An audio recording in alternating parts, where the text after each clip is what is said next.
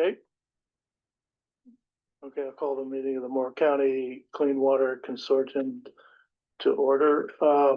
Before we get started, I would like to point out to everybody, zoom in here, that we do provide a Zoom translation captions on our Zoom. And I've asked Isabella to tell, to translate that and how people can do that. Morrow County da la opción de subtítulos translados. Valerie, if you can click on it, that way it shows. Does it show what you click on? No. Like. Si va a más opciones, luego le enseña capciones y luego puede escoger el lenguaje que usted quiera y los subtítulos están traslados.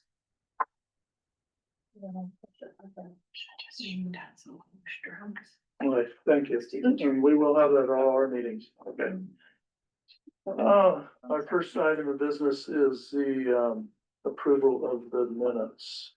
Have everybody had a chance to look those over?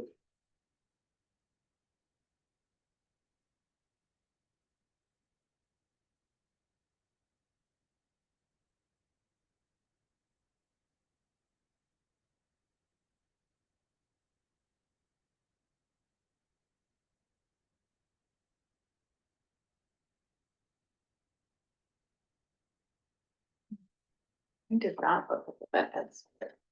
There's extra copies on the counter. Thank you. I didn't think those.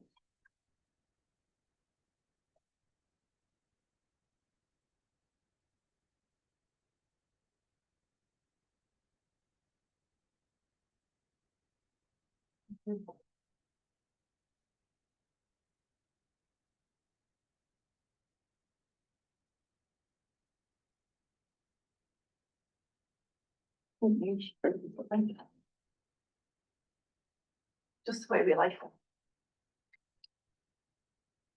Do I hear a motion to approve? We need more time to. I'm just gonna let Tamara finish. I'll let them, okay. Sorry. No, that's fine, take your time.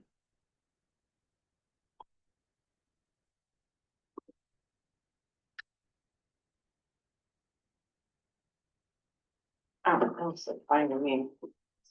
I move that we approve the minutes as written. There's second. Second. They've been heard and seconded. Any further discussion? All in favor? Aye.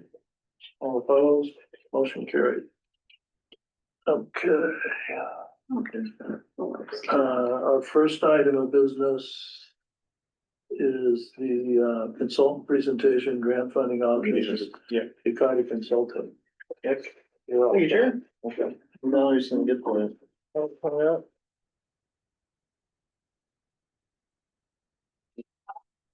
Appreciate all the discussion last time around, tried to reflect a little bit of that, and some of the thoughts from the group here.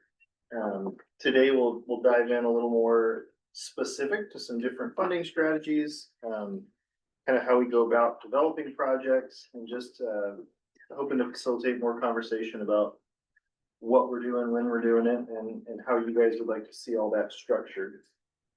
So we can. 1 second.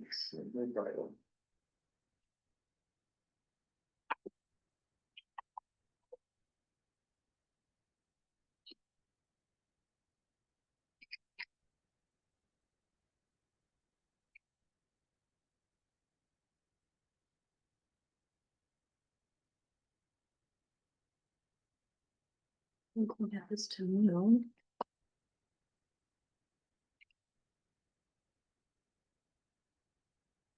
Paperwork.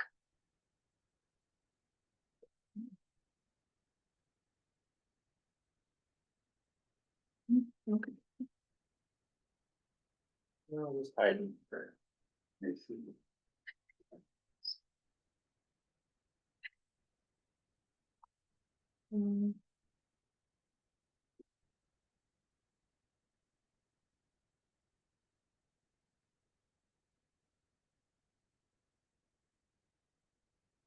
All right. Okay. Yeah, we've done for this. So just the general goals of the effort, is to assist this group with some funding strategies. Trying to determine which grants are the best for which kinds of projects. Where best to apply the private contributions that have been received by the consortium versus looking at grants. Where there might be some strategies to spend certain kinds of money on certain kind of things. And then after one more of these meetings, or maybe this one, if we feel like we have enough information, I'll start putting together that funding report that will start to distill some specific ideas and recommendations for ways to go forward and actually start applying for funding for some water infrastructure projects. And the idea too is just through all this to take all this information and put it together and really use that to try to work towards, you know, whatever it's 3, 4, 5, 6, 7 different kind of projects that we start to move forward on, whatever that number might be. Any other goals or discussion, kind of big picture things since our last meeting that you guys have thought of for this effort? I have one comment. Can we remove the word private out of contributions? Sure. Because any contributions that we would make or Morrow County would make, or who else is there? Enterprise Zone would make, would not. So what would be a better way to describe? Just like, non-governmental, non-public contributions? Non-federal / state. Non-public. Those are the ones that would have the local, or I I thought there think had if been you just some. take out private. Because you I can think if you just take out contribution. private, you're good. Yeah, Okay, Yeah. that's fine. Oh, yeah, especially since we have federal states. I thought there had been some discussion about trying to fundraise, just regionally from different groups. Even if but we that do, it would still be a Still becomes contribution. public money. Yeah. Okay, that makes sense. Good point. So we go to the next slide, it's just some reflections from last meeting and what I kind of heard the most interest on, and then also kind of the areas where there's still the most discussion. What I clocked was a high interest in the idea of this capitalized revolving loan fund, where the consortium or county or whoever it is would, you know, sort of organize this revolving loan or grant fund that could use funds to improve private infrastructure, where we don't have a whole lot of options for grants, although we will talk about a couple options I came across today. So, and then just generally programs for private well work, and also potential block grant projects from the Community Development Block Grant Program, that's CDBG. I did have some good conversations with the business order folks about some possibilities there. And then on just discussion topics, it seemed like some of the biggest topics last time around were how to prioritize additional funds between different areas and different projects. And that's where I'll really lean on, move over just a little bit, where I'll really lean on you guys to give me direction on where we're going, what we're trying to get money for, and where to start. And that's obviously how to prioritize my time and my efforts.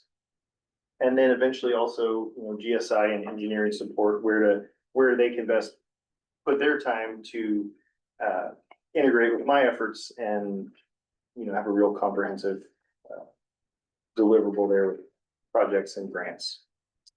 And then also how to just better diversify, you know, whether it's better to have a lot of projects that the consortium is working on, whether it's better to just tackle a few and go from there. So I didn't know if you guys wanted to kind of stop and talk about any of that or just keep on rolling. I think I asked this last month too, and I don't remember the answer. CDBG, is that just cities or is that county too? It can be county. Okay, thank you. So, and you can each have two in a year or one in a year? Two open at a time. So Two open at a Some of them time. can last for like 2 years or more. Okay. So theoretically, the county could have two, each city could have two. I thought there's only two per. No, it's per entity. Okay, So okay, per good, eligible. good to know, So good. yeah, Okay. And it's a little more complicated because it has to do with like how much you've spent versus how long it's been open. I think, you know, if your other one, see if you've got one grant, you're trying to get a second grant. If you've been open for 2 years, but you haven't spent, you know, over 50% of the money, then they're not gonna give you another one. So you have to be good stewards and keep things moving and spend the money, and then they'll keep giving you grants. But if you get stuck, they turn off the faucet and say, finish the one you've got before we give you more. Can I ask, Erin, when's the last time you had one? 2019 was when we closed it out. Question on that, is there a requirement, that after it closes, that, as I was told on when we had to wait 5 years before we could apply again. So it's, yeah, you have We have two. you have 3 categories of, or 4 categories of money you can apply for, water, sewer, community facilities, and housing rehab. For each water and sewer, you can have $2.5 million.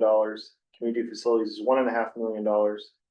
And there's a 5-year timer from when you close one project out. So we closed out Aaron's, $2.5 million sewer project. So 5 years after that's closed out, he gets that $2.5 million allocation back For sewer. for sewer. And kind of, so there's each of those 3 buckets. Once you draw it down, you have to wait 5 years after you close out to go back to that source again. That help, Lisa? It does, it just, who doesn't like grant money? It's a pain in the neck. I've heard that a lot from Karen on Portland had. She likes them. Well, Is that money, Lisa, that has to be paid? Like, we have to pay it and then they pay it back? Or Reimbursed? Yeah, reimbursement, is that? it's. No, it can be reimbursed just for invoices. So. So I wanted to just jump into, on this next slide, very big picture ideas of amounts of money, grant terms. This is, something that the state would call like a one-stop, where you have a project, all the different funding agencies kind of say, well, this is the deal that we could offer. These would be the general terms. So I wanted to kind of do a very high level of that, looking at the entire Irrigan project and Boardman project from the GSI and HDR roadmap. So obviously this is going to be refined. It'll be different eventually, but I think it really helps to look at this from this high level, because when you start plugging in even the most optimistic scenarios, you're still left with a huge debt burden. So I'll kind of walk through what's on these charts. So this is just our number of services for each of these projects, and then the total cost, and then the idea of how much each of those connections is going to cost. And these are pretty high figures, $61,000, $125,000 per connection. So some of the best funding option, the block grants, right? That's where everybody's attention is, $2.5 million of grants. So in order to qualify for those, you have to have this low to moderate income percentage be 51% or more. So either Boardman or Irrigan right now are eligible for those grant funds. Now, the way they could become eligible is to do an income survey, which is something we talked about a little bit last time. And to do that, first thing you have to do is define the survey area. So that would be the city of Irrigan or Boardman plus the new residences they want to serve. You would add that in. So Boardman would probably have a pretty decent chance. Their number's really close. If they were to add in a big chunk of houses, do an income survey, they could potentially get over that 51%. Irrigan might be a little more tricky, but also the way these numbers work is the American Community Survey calls up local residences. And if they don't want to answer the question over the phone, how much money they make, they just count them as above the level. And sometimes they don't call anyone else. So if you don't answer, and usually in smaller communities, they call less people. They get a few people who don't answer, and it drops the numbers. Does PSU do that same approach?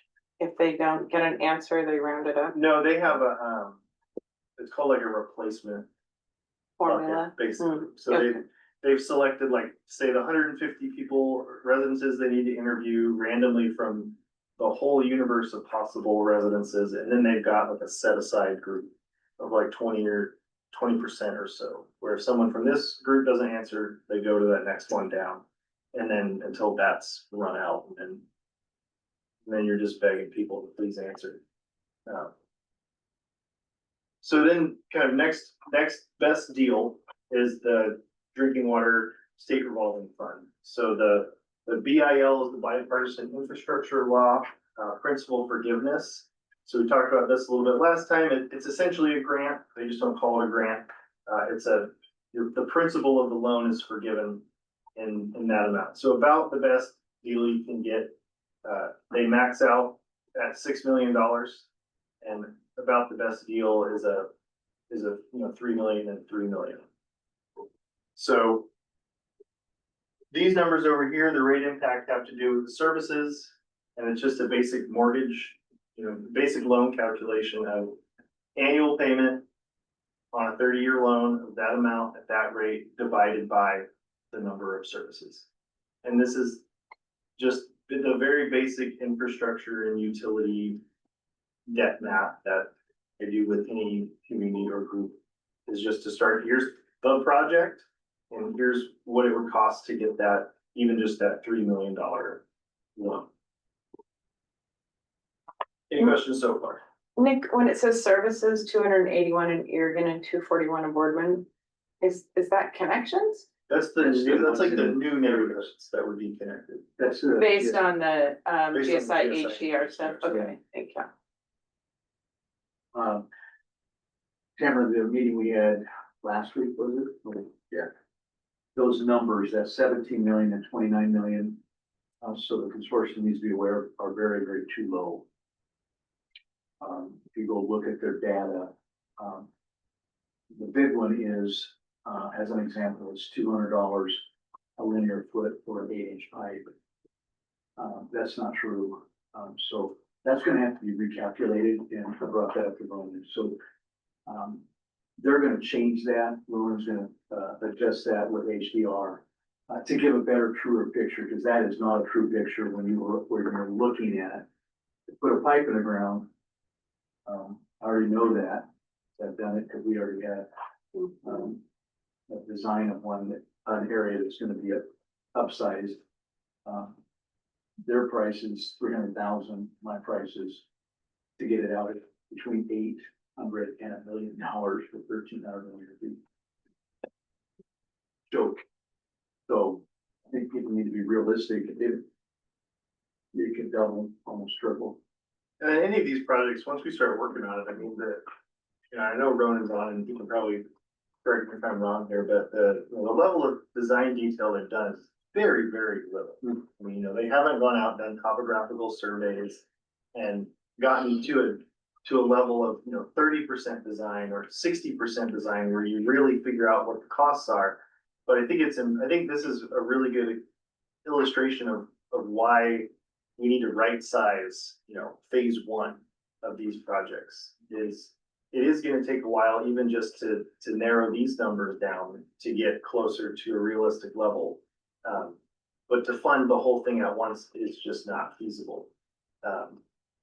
So, this is kind of our best loans and grants you can apply for the state of Oregon. And then from there, it's just lobbying funds. So federal CDS is the congressionally directed spending. Your state capital money is from the state of Oregon. And those are just funds that are coming through the legislators and the legislature. So even kind of our best case scenario where we've got $5 million in earmarks, we've got another $2.5 million of block grant, we only have a $3 million loan on a $13 million project, which is about as good as it'll ever get. You're still looking at $40 just in debt. It's not operation and maintenance. It's not what it takes to actually get these pipes to run and to fix them. And $40 per connection? yeah, per resident. Okay. Loan payment, not rate. That's loan payment. Yeah. It's just debt service payment. So it's not the price for the water, not the price to maintain the pipes. This is just water, right? Yeah, it's just water. Okay. Kelly asked, I didn't know either. Yeah. So then, you know, to get that up to, if you wanted to do the full, almost $18 million project, you know, an additional $4 million loan, and then for irrigation, you're looking at $105 a month just in debt service. So obviously that's not feasible, that's not affordable. So, but I just think it's a really important illustration of, as we continue to move down this road, we've got to take bite-sized chunks out of this problem, because there's simply not a ratepayer base to support a huge loan all at once to get it all done at once. And I think the earmarks are really going to be key. And the consortium and the county have had a lot of good luck with that. I think that's maybe to continue to have some success. And then with Boardman, it just gets worse because you have fewer connections and the price is more expensive. So then all of those numbers just look even scarier. You know, $375 a month is just not going to work. So any questions about all that? I'll keep asking questions. Sure. The number of services, I think that I need help with. And I mean, obviously the cost per connection is gonna be different depending on where those residences are. And how did you determine that to come up with this $372 a unit? So it's really basic math. I didn't assume that any individual house would cost more than any other house, just assuming every house costs the same. So it's just the total cost divided by the number of services. And number of new services becomes your dollars per connection. And that's assuming you do the whole project all at once. But anywhere there's more density and is closer to an existing system is going to be less dollars per connection, right? And then the further you get out, the more pressure drops and you need more booster stations, you need more storage, you need more of all these accessories. The further out you get from the existing system, those will be more expensive per connection, but that's not work that I would do. The engineers would give us that. Only if they're on a public water system. Yes, these are the public water system extension projects that HDR and GSI have put together. So this only includes areas 2 and 3 in Boardman and 4 and 5 in Garrigan, not the real outlier areas. Correct. Yeah, it's just these public water system extension projects. So there are a lot more out there. Westland and at Penn. Western, Irrigan is out to, West 8th and and the other side.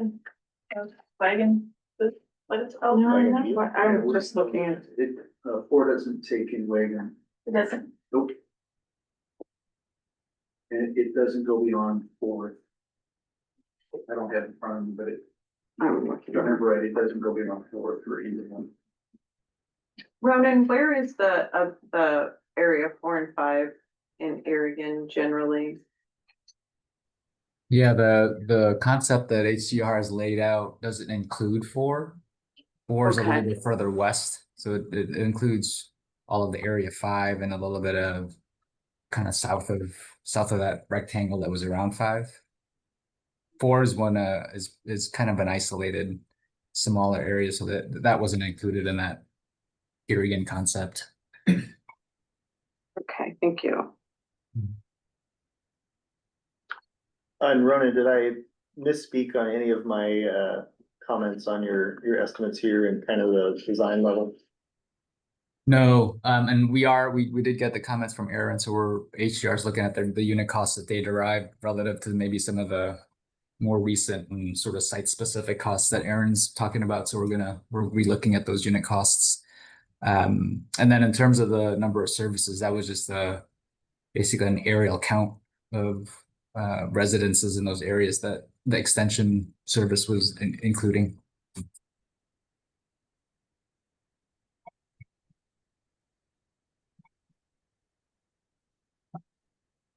Any further questions or comments on these spreadsheets? You know, it's, a map to go with this would help. Even I have had my head in there and I'm not exactly. Yeah, I was, I don't, I'm just offering, we can help you with that if you want those in the future, just so we. I have an idea. them, I just didn't put them in here. I think I maybe put them in the last one. I should Okay. have though. And I didn't bring No any bad. other, just so we know, because your earlier comment, Nick, is you wanna go for everything, or do you wanna prioritize, which is, you touched on that topic last time too, it's definitely something I think you need to think about. Mhm. How we get there, I don't know, but just trying to find, Short straw. yeah, a solution for everything is gonna be pretty daunting. I have to bite the elephant one piece at a time. Yeah, no, I think, and I don't mean to present it in a way that comes across as this is impossible. It's just that I think it's not feasible to eat the elephant all in one bite. And My problem is I think the numbers will scare people. I mean, it scares me. Mhm. And I think that if we don't back it into this, Smaller the pieces. smaller pieces, to know, this density here is going to be this much money. Mhm. We don't know how we're going to get water to West Glen, right? I mean, how are we deciding on a cost for West Glen when we don't know what that solution is really going to be? That's been the proverbial, where do you start? That's why we did the, They've got the little map, I feasibility. mean, they've got a pretty good drawing of these pipes. But, like he said, it's probably 20% of any kind of engineering design. Or probably 5, Ronan, would you say you're maybe at 5%? 1 or 5% of design for those conceptuals? Yeah, it's more on the 5% design, I would say. I Is mean, there- I don't know if you want to exchange sharing screens. I mean, I have the memo from HDR on my screen. If you guys want to kind of do a quick reference on orientation on the areas. yeah, that's what I just pulled up too. You should be able to share now. Okay, let me try this.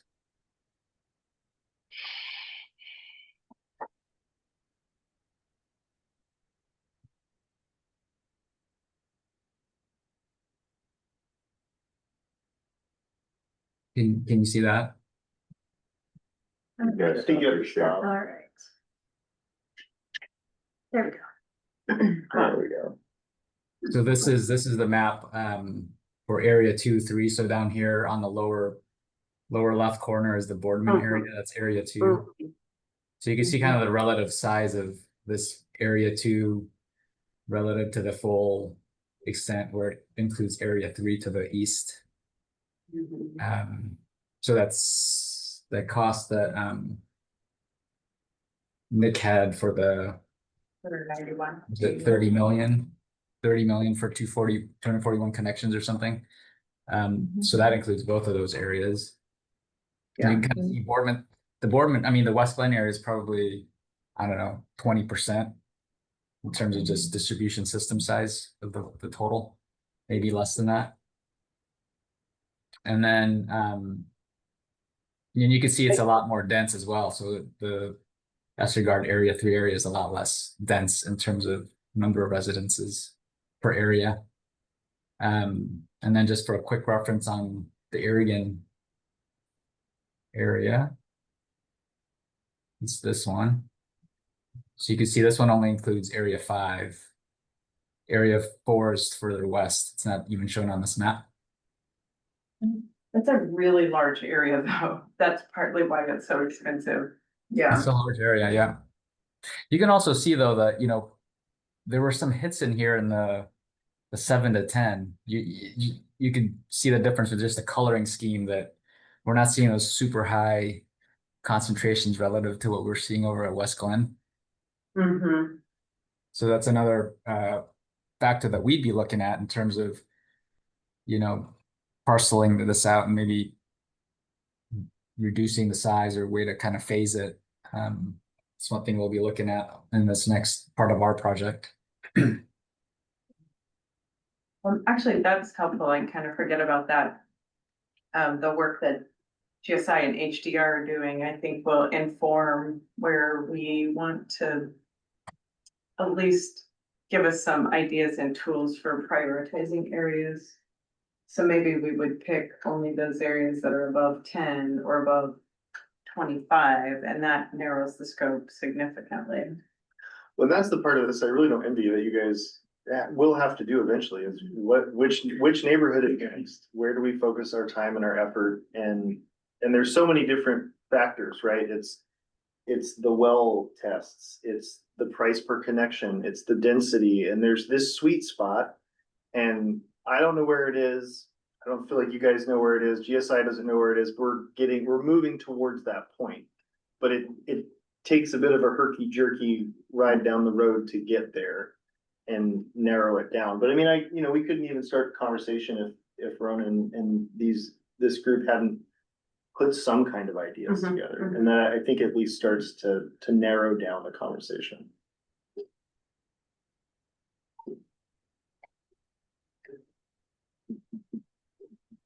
Any other comments, questions for me, Ron? Thank you for that, Ronan.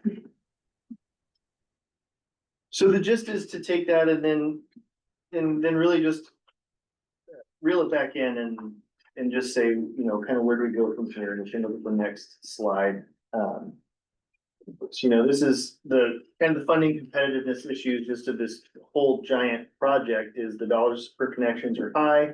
We've got a lack of water system operators outside of Boardman and Oregon, and there's a lack of a ratepayer base to support these high dollar per connections, especially when it comes to debt. And that's just a problem anywhere you have a small community and a small amount of ratepayers. There's just not a lot of capacity for loans. So these next few will go pretty quick. But this is kind of where I would start to ask questions of, in putting together a grant application, where do we start? We need the engineering feasibility analysis. So, the engineering team has started to do a good bit of that. They're not, there's still a lot more that needs to be done with the information that we have now, even before I feel like we'd be to a feasibility point, because you would take maybe just a small neighborhood and really dive in deep to that engineering design to, like the question of how do we actually provide the water from this place and, boosters and storage tanks and all that. What has to go along with just the pipes in the ground. And then you use that, you develop a project budget.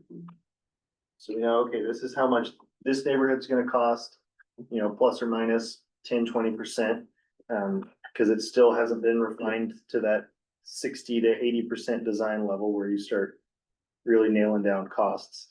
And then we need an eligible applicant who's going to be the entity that applies for the funds. Some funds are going to be restricted to water system providers. Some are going to be restricted to the county. Some the consortium may not be able to apply for. Some the cities will need to apply for it.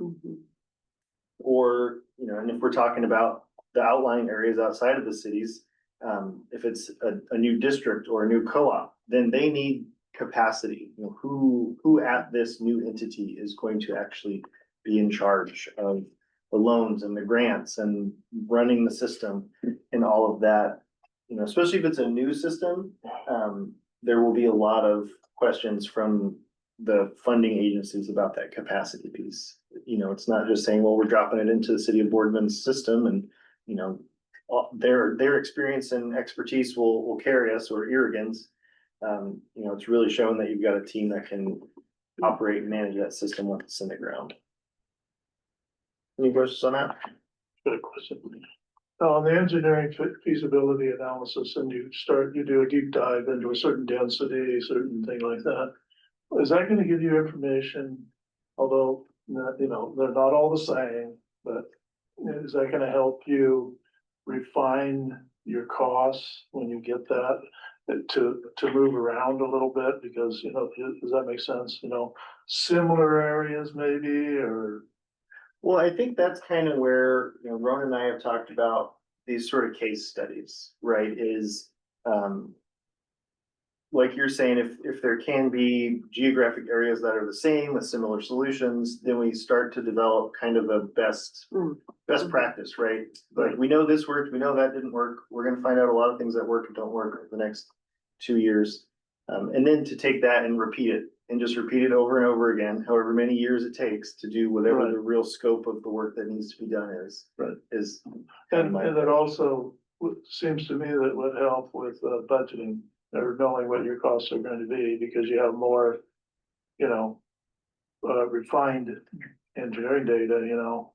Yeah. So, And Ronan, maybe you can speak a little more to kind of, you know, where the engineering would go from this very basic level.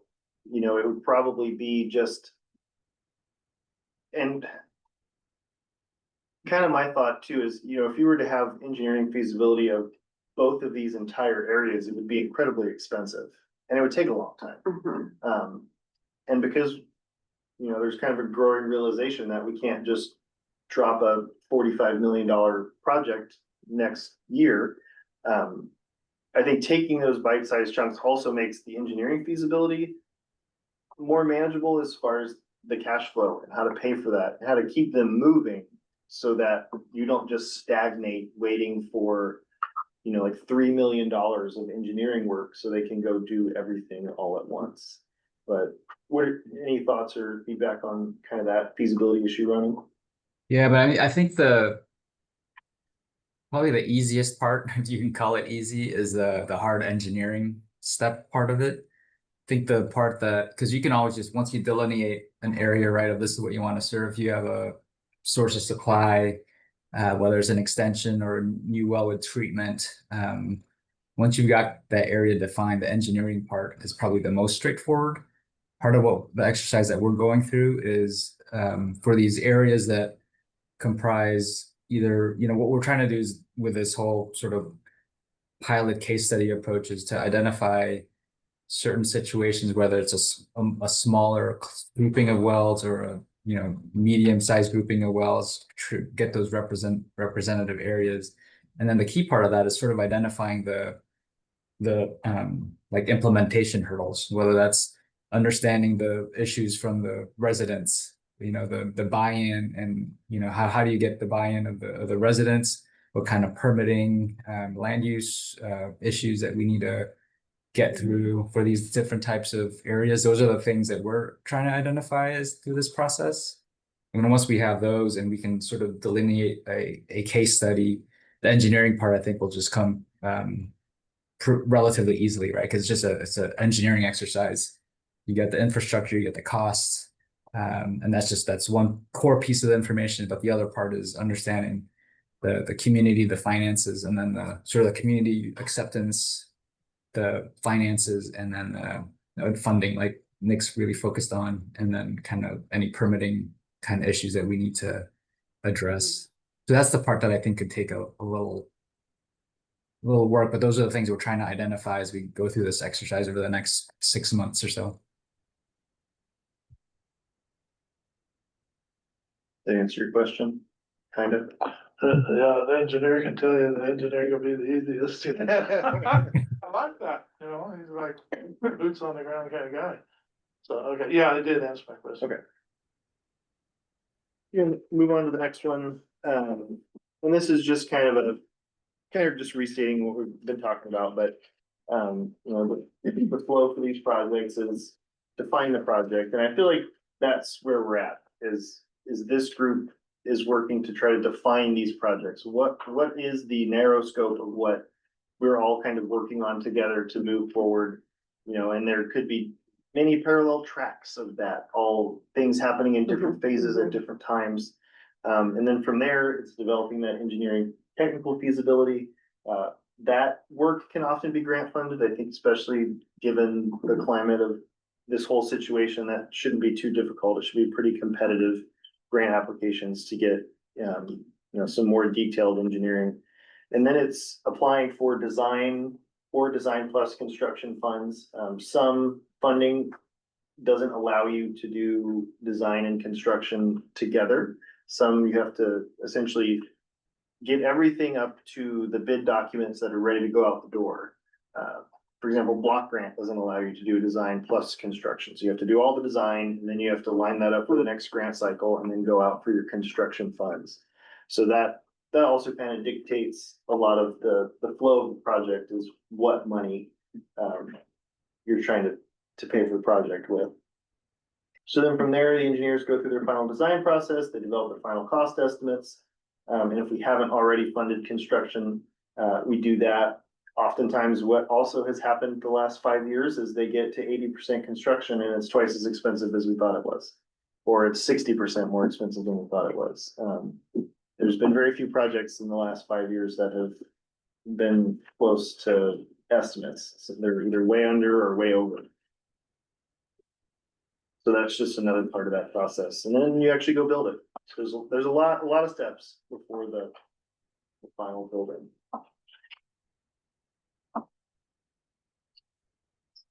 Go to the next one. So like I said, the case study concept is one we think makes a lot of sense to, once we've figured out the best collection of different funds to, for example, extend different services or to go after the private wells. It may be an opportunity to just continue to apply for those same funds every time they're available again. So maybe it's, 2.5 million every 5 to 7 years to just knock the problem out little by little. Or there's different kind of grants that are open at different times. It's all just different schedules, but I think once, especially with the outlying areas where it's not as simple as just extend an existing systems connection, I think the case studies are really going to be helpful. As they can drill into, what would it take to provide water to 3 or 4 houses and drill a new well, and what does that look like? And we go through it once and we learn a lot of things, and then we can apply that same method over and over again.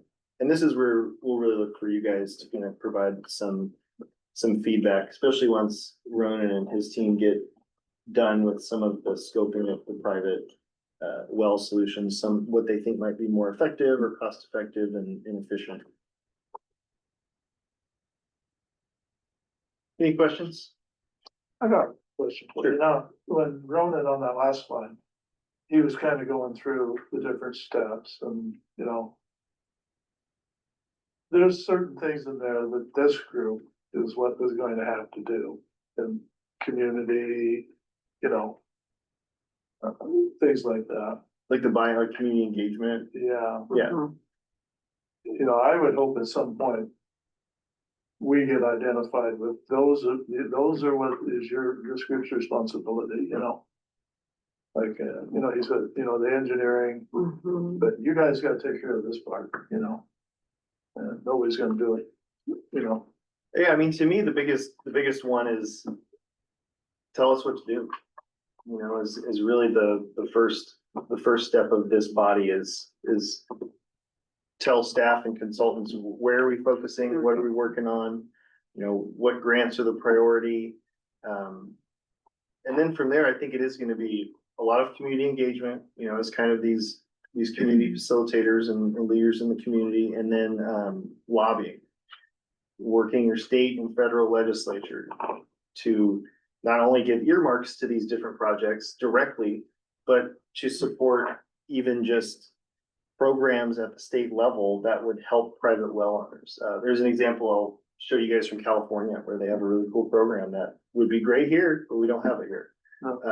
So those are the kind of things that I think you guys can be really effective. What I would hope as we move forward is that you would be blunt and tell us, this is your responsibility, guys, Sure. and just say, here's what we need done, and not, and, maybe Roland will be involved with that, but just, say. That's kind of the hope of the next meeting after this is we've laid the groundwork. We know some areas, we know kind of where we can go, what's out there. And then I'll stop talking as much next meeting and I'll be listening and really just want you guys to start directing and narrowing down the So scope. you're just telling us to be patient right now, because I just want to go and get done. Hey, if we get to the end of this and you guys feel like a couple things you want me to start doing, feel free. I mean, we don't have to wait until next month, so. William has his hand up. Do you need to have your hand up, Brennan? Yeah, I just wanted to add a response or thought to Chair Sykes' I guess comment too is I think what Nick and I and the roadmap project can do for this group is, I mean, it's a big question or sort of a big ask for the consortium folks to say, this is what you guys should do without, I mean, I think that what we provide is the information for you guys to be able to provide that direction. Sort of flying blind a little bit, right? Because we're sort of in the middle of trying to provide that information so you can go through that sort of prioritization process and identifying here's where we think, here's where the consortium thinks should be the priorities. You need the information from us to be able to do that. So that's the part that we're really focusing on trying to get with these case studies. It's like, so we have some basis for you to communicate information to the residents and the community. This is what it's going to cost. This is why this solution makes sense. And those are the things that we're hopefully can provide to the group. And I honestly think it will be an iterative process. I mean, I highly doubt that next month we're gonna have the complete list and prioritize them and then just start marking them off. And in large part, that's based on we'll learn a little bit more. We take that back to the public, neighborhood by neighborhood. I mean, we've been focused on Westland for the past year, really because it's a concentrated area, the highest concentration throughout the whole Guama, not just Morrow County, of very high levels. And, you know, Matt's been going door to door. And we still don't know for sure what that neighborhood wants. So if the neighborhood doesn't want it, then, and maybe once they learn more, it's just gonna take, it's like buying your first house, you know? It just takes a lot of what people want and what the limitations are. And to your point, Tamara, the buy-in from the community is such a huge part of it, but it's hard for, you know, a homeowner to even commit when they don't know how much it might cost. Absolutely. And you guys don't know how much it's cost until I tell you what we can apply for, and I don't know what you can apply for until we get more information, right? So it's this, there will be a lot of back and forth, But to move towards that. when you look at the numbers, it really is what, 40% of the total services in Boardman, or 20% of the cost. I mean, it's obvious that that's the first place that we should start, but I will be patient and wait for the rest of the mapping to be done and the estimates, but it, you know, we already know that there's going to be individual homes that we might just be able to help with drilling their well deeper And we and can do that, spending, yeah. and spending the money, getting some of those done. I like the sounds of that, Lisa, particularly the outliers that are so far from a public water system that makes $800,000 or how much?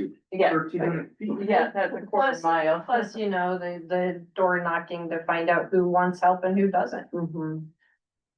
Very true. Mhm. Here's something else to put in the equation, because things as the time changes, I think you need to plan ahead. While 10 is currently in our region, the federal mandate, maybe there's a lower bar because it gives you some buffer room so that you don't go somewhere, say it's a private well or they're looking and somebody's set up for failure. I think you need to look at that, because Lisa, you're aware of it on wells that we have done that challenges when they cease to effectively work and function or cavitate. Right. I think we need to be cautious. I know there's some rumors out there that could happen. That in the Guama, and Camry, I don't know if you've heard this on the Guama, we're at 7. Right now, federal is 10. What if some people push us to say we ought to be at 7? God forbid. But I think you need to be smarter and wiser because some could bite us on that, and that I have concern on that. For the people, the outliers. It doesn't look like this administration will do it, but future administrations may.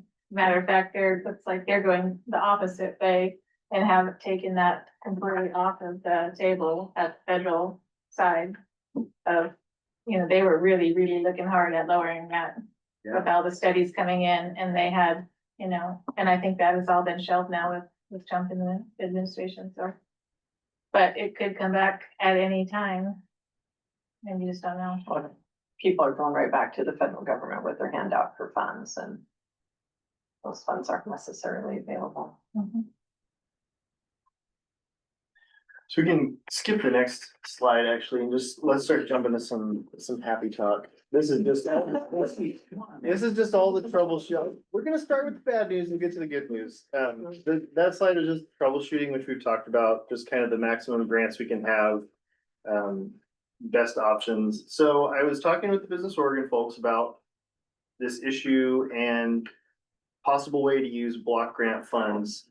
So they have a housing rehabilitation program, which is one of the only ways you can use federal funds to fix up houses. So usually it's maybe like an affordable housing complex. They go in and they do work on that. So you have to income qualify. But what would happen is Morrow County, for example, would be the applicant. The grant would apply to the whole county.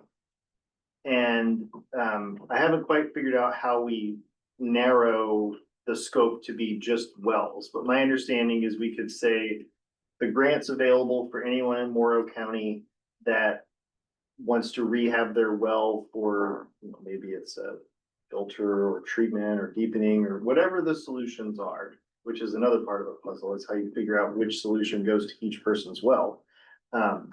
But county would apply for the funds. A qualified nonprofit would be basically sub-grantee. So the county would get the money, they sub-grant that to a nonprofit. Usually it's like a housing authority or something. And then that nonprofit would work directly with homeowners to qualify the residents, qualify the homeowners, whatever it is with the income qualifications. And then collect the proof of work and then dispense 100% grant funds to those homeowners. So that to me is one of the best options for at least a small part of the problem. Is county could apply for these funds. You've got to find the nonprofit to work with, right? Because that has to be a part of this whole equation.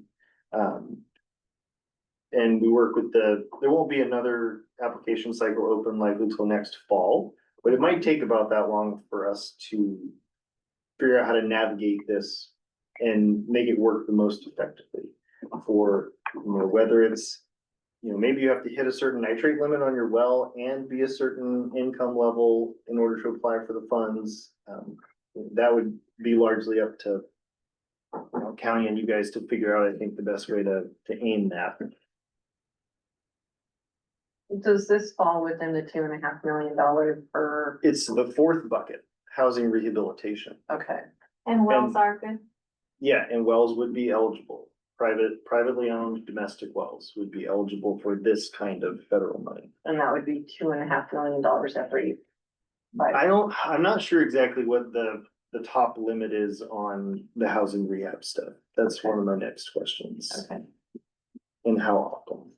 So that one's a little different. And that would be county.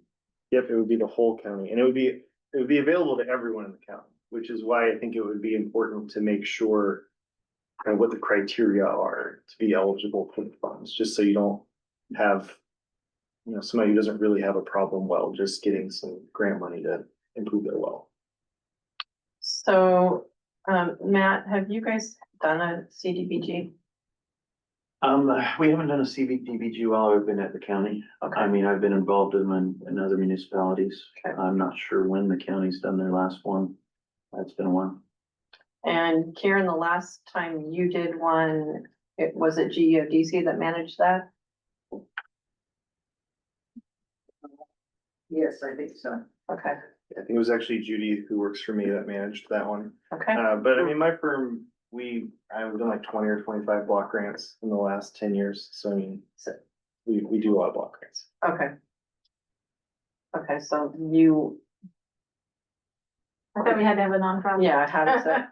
I mean, Was that go to? I could write the application, work with the county, help the county get it all set up, but yes, then it has to be a nonprofit who's worked in this before. And a lot of the housing rehab folks have done these before. I think there have been a couple in the region, but that would be an important step too, right? Is identify who that partner is gonna be for the county to work with to administer these funds, and do they have the capacity? And they get a slice of the money, they get like 10% to administer. Administrative fee. And it has to be a nonprofit that has done this before. It has to be a qualified nonprofit, so I have to dig in exactly what Okay. that means Okay, to Business Oregon, you know, at the time. okay. Is that a housing one then? That's usually what they are, but I don't know in if our region is in Umatilla County. You know, slides that way, but GODC represents the county, so they can probably, can you find that out, Nick? Yeah. Judy would know that, GODC, you guys, Okay. county works with GODC. Or Tory or one to The housing one is a little, like transportation, they're a little slanted towards Umatilla County. And this is not available until next fall. Yeah, the cycle's like the end of this month, and it used to be twice a year. But they've been spending all their money in the fall, so they don't have any money in the spring left over. So it'll probably be, I think they're already oversubscribed, so they're expecting the same thing to happen this summer, so. And we don't Maybe have enough September. time to get an application in before the end of the month. No, not for this year, we would have to do about 4 steps already, Okay. so. Okay. And I think we want some more information too, like what Ronan's putting together now, what his group is putting together, kind of this collection of the best domestic well solutions. I think that's a real key piece of the puzzle that we want to have before we apply for the funds. Okay. So I think that's a really good one. I mean, that feels like something we should pursue. That would be my recommendation, is to pursue that for next year and spend the next couple months trying to set it up, trying to find that nonprofit, trying to figure out with Business Oregon how to narrow down the grant so that we can target it at what we're trying to target it at, right? Which is, it would be low income nitrate polluted wells. Is there, I mean, you mentioned the low income, is that a requirement for the CDBG through the housing Low income. rehabilitation? Yes, so each homeowner or resident CDBG. would have to qualify as low to moderate. And so that would be a part of what the nonprofit does, is collect that proof of eligibility from them. Nick, what was that? Like you said, low income something. Nitrate polluted wells. Oh, nitrate polluted. Sorry, I might need some hearing aids here soon. And the low income's determined by the feds or by? Yeah, the it's state it's program? 80% of the county median household income, Okay, so. And, so they and you consider can, low to moderate. yeah, and you can do those income surveys based on like a neighborhood. So It that's, doesn't have so to kind of the be- 2 different ways, the housing rehab, it's called, LMI qualification, basically, there's different ways to do it. You can do an area-wide qualification, which is what we'll talk about next, for these public water system extensions. That's where you would take the whole city plus this new neighborhood, you survey them all together, and then you get a new number for what that low to moderate income level is. There's also one called limited clientele. So if you have a senior center, all seniors are assumed to be low to moderate income. So there are certain things like that where you can slice it up a little different. But the public water system extensions for Boardman and Irrigan, first step would be an income survey. Neither of them qualify right now, so that would be the first step. And that's another place I think the consortium could be helpful, is they're really not that expensive when it comes down to the return on potential investment. You know, it's maybe $10,000 to $20,000 to open up $6.5 to $7 million of grants. So I mean, it's a pretty good deal, but still, I think that could be a barrier to some of these smaller cities and somewhere where you guys can kind of grease the wheels to keep it going. timing for the survey versus when the money would be. You need a successful survey that's reviewed by Business Oregon by next September. And they usually take about 6 months.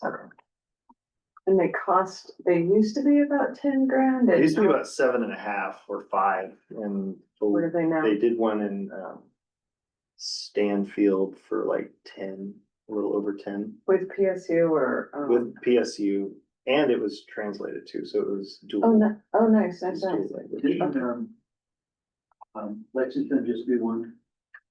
Did they? I don't know. They were working on something, I'm looking. For, income survey for CDBG? Or something, and maybe Ione, did they do something too? Ione was really out of whack, but no Stanfield, I mean, You're right about, Lexington was looking for money.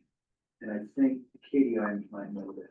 yeah, I don't know. Where it gets expensive is in the actual surveying, so a way that PSU recommends, communities save money is you have your staff go out and survey folks. So then they don't have to send people out, they don't have to call all the time and bother people. So basically, kind of the spectrum is they can set the whole survey up, make the methodology, provide you the scripts, and then you go out and do it.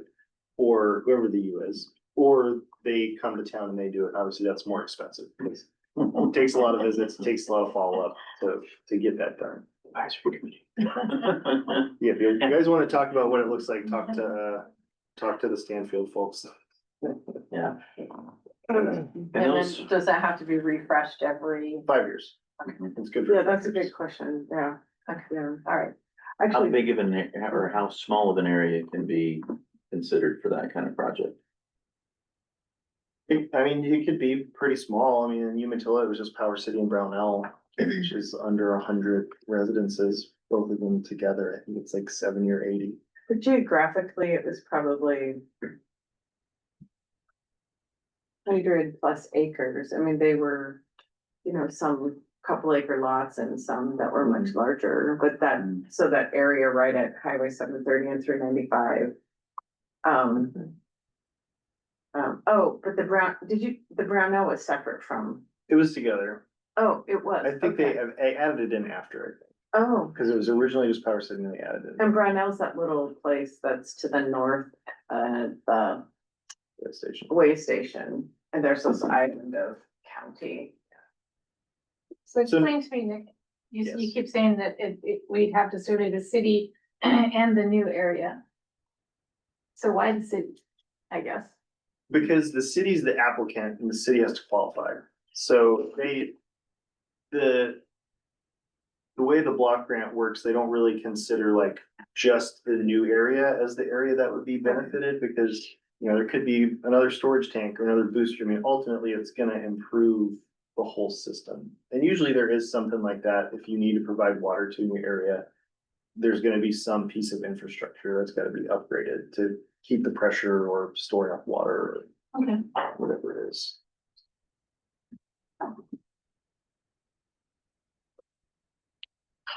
So that's that. So then there's some other domestic well programs, the OWRD water well abandonment repair and replacement fund. Unfortunately, it's only available for dry and declining wells or wells impacted by wildfire. So this is one where lobbying that maybe if you're nitrate contaminated, you should be eligible for this program, right? That just got funded in, Senate Bill 1154. Either that or another bill, so that water well abandonment repair and replacement fund, I don't know how much, it was only like a couple millions for the whole state. Yeah. But if we could somehow or another identify even a half a dozen wells that might qualify for this, it would be worth it. And again, that's income qualified, so you have to be low and moderate income households. And it can be either to permanently abandon or repair or replace, a well that's used for household purposes. I'd be able to stretch that because they always say that the drought impacts the nitrate level. Cause of lack of maybe we could- dilution. Maybe we could Mhm. stretch that a little bit of science. Yeah, and that might just be an area where a little creativity is needed, right? Same for USDA Rural Decentralized Water System Grant Program. I think, Chair Sykes, I think you and Tamara sent me a link about this a couple months ago. And it's kind of the same situation. It's grant funds, to a nonprofit to create a revolving loan fund, but only to eligible individuals, construct, refurbish, service individually owned water wells and decentralized wastewater systems. But it's a loan. 1%, 20 years, $15,000 maximum. And that would be something where, you work with a nonprofit, and then the nonprofit actually has to commit a 10% match. So that one's not the best, compared to some of the other ones where, you know, the block grant's providing a 10% match to a nonprofit to administer it. Whereas USDA is asking for 10% from the nonprofit simply to have the funds, to loan out. But the consortium could give them that money. Yeah. Okay, yeah. You can go to the next slide. This was the cool program I found in California that I hoped applied to Oregon, but it doesn't. And it's just something where I think, you know, a similar program in Oregon would be super helpful. But it's through RCAC, which is the Rural Community Assistance Corporation, and they do operate in Oregon, but this program is specifically California funded. So eligible applicants are owners of households and small water systems from 2 to 15 that is not a public water system. Again, it's income qualified. So for systems, it's the average of the household incomes. Up to 45,000 for individual wells and 100,000 for small water systems. 45,000 for individual wells is a nice deal, and it's a grant, but you have to repay it if the property is sold, transferred, or released within the first 5 years. So a program like that from Oregon would be great, but we've only got a small little sliver of that with our OWRD program. State of California. Yeah, through the state of California, through the legislature. Mhm. So you go to the next page, funding service, oh, you're on, ready, funding service laterals. And this is just another piece of the puzzle. Which is, you know, say we're in West Glen, we have main lines, there's water running through the street. You still have to get it from the edge of the right of way through the private yard to the home. And that's, potentially a place where some of these other funds could come into, but there will need to be another pot of money. That's not like if we go to a block grant or the Safe Drinking Water Fund, those will not pay for these service laterals. So that's going to have to be kind of a parallel track of how to fund that piece of the project and actually get it to them. So has Ronan done any design on that or any idea of, you know, what that costs? I mean, it's all gonna be different because some people, you're gonna have to go under their sidewalk, maybe you have to go under their driveway, maybe you have to go under their house, you know, or So, who knows what. yeah, so that's basically federal money. So here's a question, Nick. How we got around it on the sewer, the CBDG. Is there a way to get an easement, 5-year easement, that I'm gonna just say the municipality has control over and management over, so that then you can use that block grant money? Yes, so Aaron had a very special situation in Oregon where you had septic tanks hooked up to your sewers, right? But what he had is easements to that, because you also had to operate and maintain the septics. So the city had access all the way to the home. Now, the key is they had access to the home before we got the grant. Yes. Once the grant is active, actually, once you have a public hearing to indicate intent to apply for the grant, property acquisition rules apply, and you'd have to offer each one of these people money to buy an easement to get to their house, once you're in the federal process. And they can donate it, but they can also just say, yeah, sure, I'll take a couple $1,000s for you to put an easement to provide me with water that I want.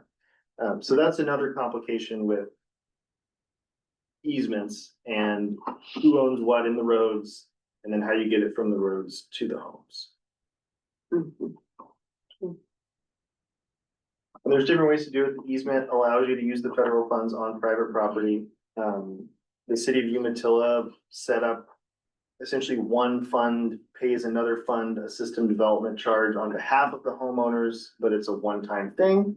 If they pass it up, then they can't have that rebate and they have to pay that system development charge in the future. I think that was it. So that's it. Question, while to think about, it, like, on this easements, this next, housing grant, that's CBG money, The housing rehab, yeah. so that is a well rehab for individual wells. It's for any house stuff. I mean, and the well would be a part of the, you know, privately owned home. And it has to be privately owned, so Yeah. that one wouldn't if you had a municipal or another kind of public system. So that. Yeah, I was just trying to look, so I if don't- you're gonna do Yeah. the survey and you do easements, if you needed to, so you better get started on it sooner, that's what I was at. For the housing rehab money, you don't need the survey because it's not an area-wide qualification. It's individual by individual who comes to the program and asks for the grant. You qualify them individually. The nonprofit does that. And then Wicked, that's not. grants It's out. private, it's not hooked to a system. Right. Okay. And I don't think you could use the housing rehab funds to build service laterals because it's rehab money, right? The point is to fix things that are already built. Right. Well, there's another grant opportunity that the housing infrastructure grants that I really haven't looked at because they're really for cities. But I They're think also they'll for be- new houses. Except for new houses, it's for existing ones are challenging, and that's where we're at, just. Retrofitting. Mhm. But yeah, if you had new houses that needed service laterals, that would be one thing, but existing houses doesn't add to the state's house count. So, I'm just sitting here thinking about the cost of surveying property to develop a legal description for an easement. I got a sample if you want it, it's there.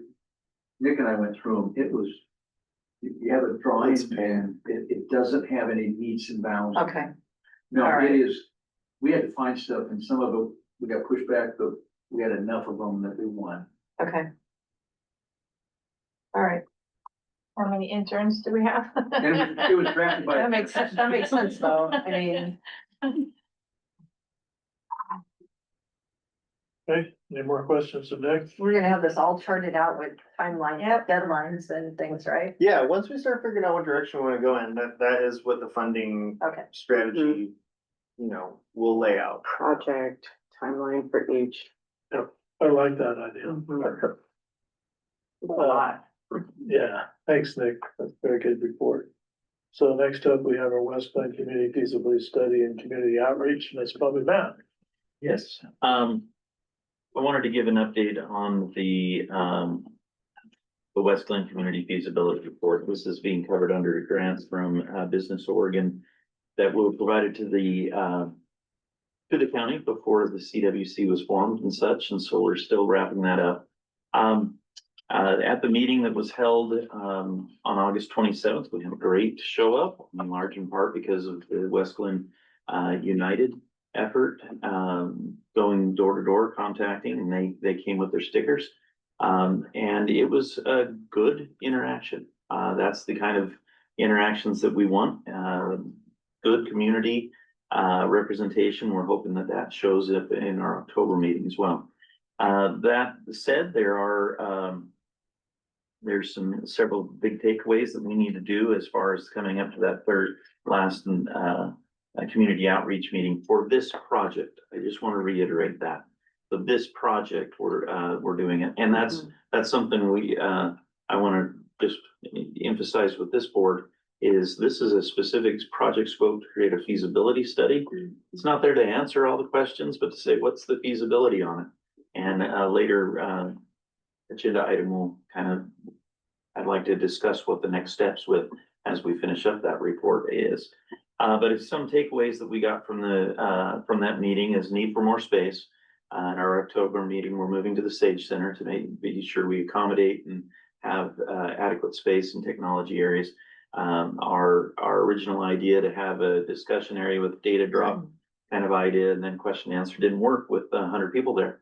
That filled up the library, so kind of threw those plans askew. So we're moving to the Sage Center. Door-to-door outreach, just based on her name, the ORA director. Yeah, Kristen came up to me afterwards and said, see, door-to-door is the way to go. Truly was. West Glen United had went out a few days before before the feasibility teams group went door to door, and it really did bring out the people. So we appreciate the efforts on both parts. Some of the expressions that they had, of course, is the fear of a top-down solution. They're like, it seems like you've already made your decision and you're just letting us know. While the feasibility study does show what's feasible and shows ranks those, we want to make sure we have that community outreach and explore all their concerns and that and answer all their questions. You know, as we explore this and make sure that any final solution is the right fit for the community. Major concerns about the loss of well usage. That was a huge question. They were concerned about that, and appreciate. Did you squelch that? Well, we talked about it. That's one of the things. Our assurances are that we are not looking to cap any wells or make that a requirement for hooking into any kind of public water system that we have. Still, there's uncertainties, and that kind of leads to the next part is just the general lack of trust. They've been living with it for several decades, and they're like, we've heard other people talk about things, and we need to make sure that we want to see something in writing that's set up and set bounds. And so there's going to be a lot of trust building right here. And so having the money, and we're working on getting all this information on the website, initially on the county's website, but then we're going to have a Clean Water Consortium website that can have all this information on and make that available to all the public to make sure they have that. I have a commitment to get that taken care of, and Valerie and I are working on this week, and we'll be reporting on that to the Board of Commissioners next week. And so we'll have that, and we'll send out the email to you with the links of that. We also took emails from the community members who attended, and we're going to email out that information to them as well. And so as we look at it, is like you said, there's that lack of trust. After the meeting, we did have some feedback from some people who attended there because of discrepancies of information between the roadmap project and what we discussed at the community meeting. You know, I got a nice email from a guy who had attended both meetings saying, hey, roadmap says Boardman wants us to annex and get rid of our septic systems and all everything and anything. And so part of that is we have 3 or 4 entities kind of working on this issue, which is good, but also it opens it up to discrepancies in messaging and then reconciling the timing of when that information was. In that instance, with the surveys to the cities, that happened right before the CWC was formed, before we got the state funding, all those different options, which has evolved what some of those positions are and things that we're still finalizing. And so probably need to work to coordinate a little bit more on messaging between the different entities on those, especially when they come out. And we do have interested parties from whether it's West Glen or other areas that are watching and are picking those discrepancies up. And so I've had a good email exchange with that one gentleman, and we've seen some of the others that have blown back on that. And so just working to build that trust, get information, and have transparency out to the residents, and try to establish those layers of trust. As we look at it, we're looking to incorporate more information. The other thing that they said is we want some solid answers. We want to get that as solid as we can. We originally have the next meeting scheduled for October 1st. We're looking to push that back to October 15th, specifically because the city of Boardman's rate study won't be presented to the city council until the 8th. And so we don't want to get out ahead of that and start talking about it until we at least have some indications from the city council and where they sit on their own study. Okay. And so we are going to get that information out to ORA, West Glen United as best we can to say, we're bumping this meeting back. Here's the reason. and looking to get that formalized with, the location and everything in those ways. Overall, they're worried about paying. They don't want to pay for the money or the water because they don't feel like they caused the issue. I think there was some consideration saying, well, someone's gonna have to pay for the water, it's likely us, but we'd like to reduce that as much as possible. There's concerns about the connections, to the homes, how that will be covered, and we did, relay that is anticipated as part of this project for the distribution system that we have. We are looking to, at the next meeting, just really come out with more information on the costs of the water rates, the impacts of SB 1154, specifically where that could give a community well and a system independent of the city, but realistically will probably cost them their individual wells throughout there as it's currently written. We want to have specifics on what the project would cover. It will have representation from DHS on the free water delivery, so we've got people to answer questions there, and reviewing those kind of types of things. We'll also like to consider hosting the meeting in Spanish. So it's in Spanish with English translation. And so to kind of flip how we've approached it, specifically in the second meeting, there's more Spanish speakers than English speakers, and we were running out of translator units. And so if we flip it, then it gives me a taste of the medicine of what they have to sit through. And I'm willing to do that because they have to do it for so many meetings. And so we're considering that as we go through and take a look at it. We've just had a meeting actually yesterday with REV on Rev on finessing the message, especially for a bigger group, and having a little bit more control on questions.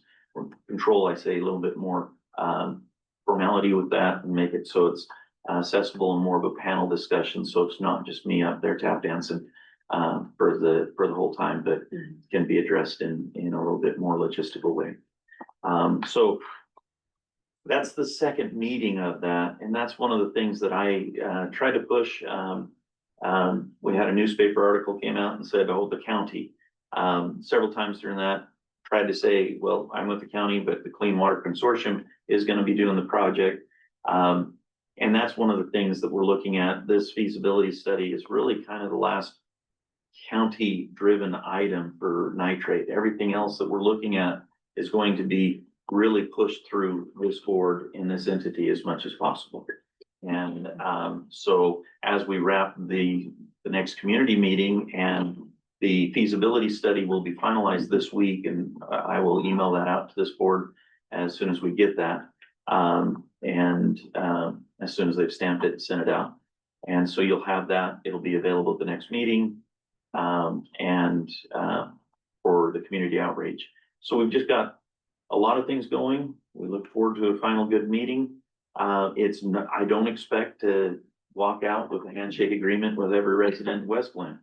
And that's where we will need to talk about next steps as we continue to look with the funding that's available and how we can waylay some of the concerns, as well as finessing the solution to really fit the needs of the community, as well as practical fiscal impacts for the Clean Water Consortium.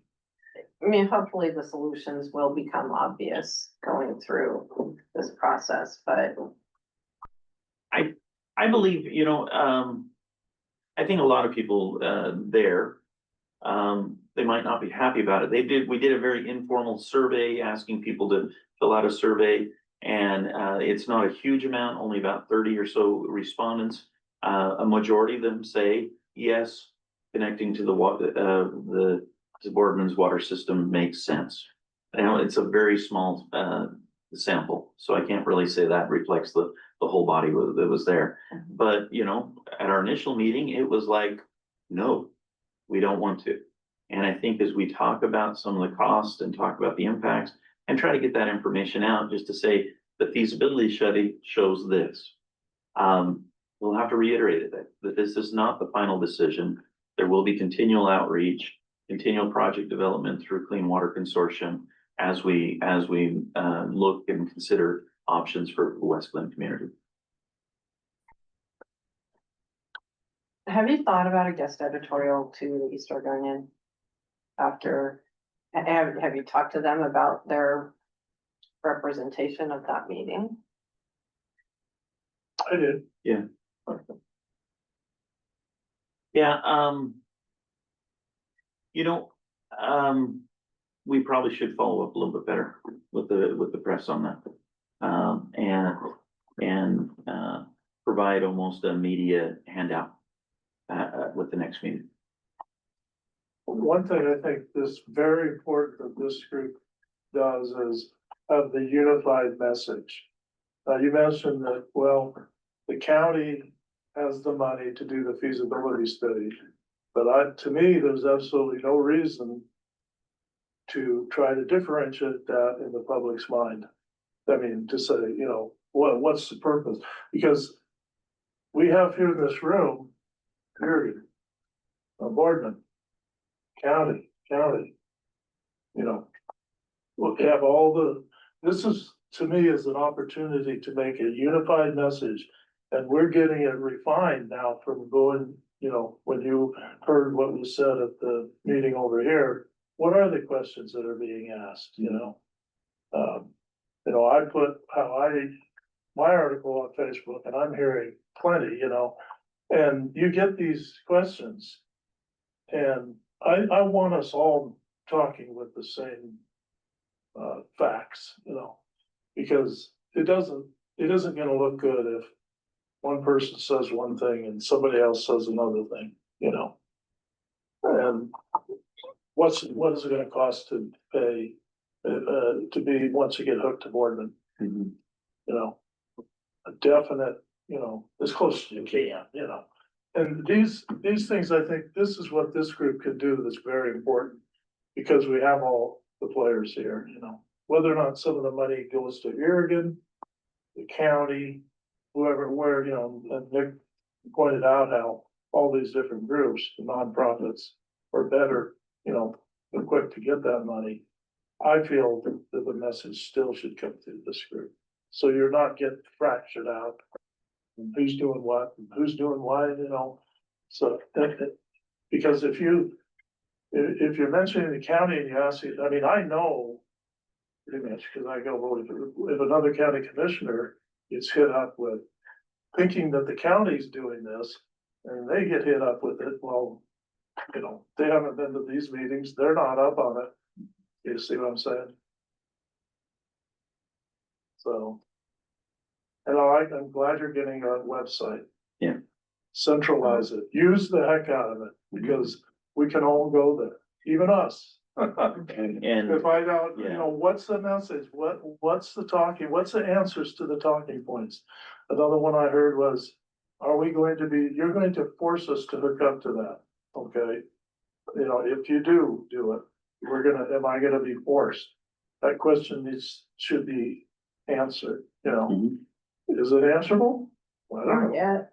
Huh? It's not answerable yet, I don't think. Yeah, once it is, see. Or up until then, say, we don't know, so we're all saying, we don't know, you know? And just let you know on the website, currently under the county, we are looking at a standalone, so it does. See, in those kind of technicalities, to me, it doesn't matter if it's under a county server, you know.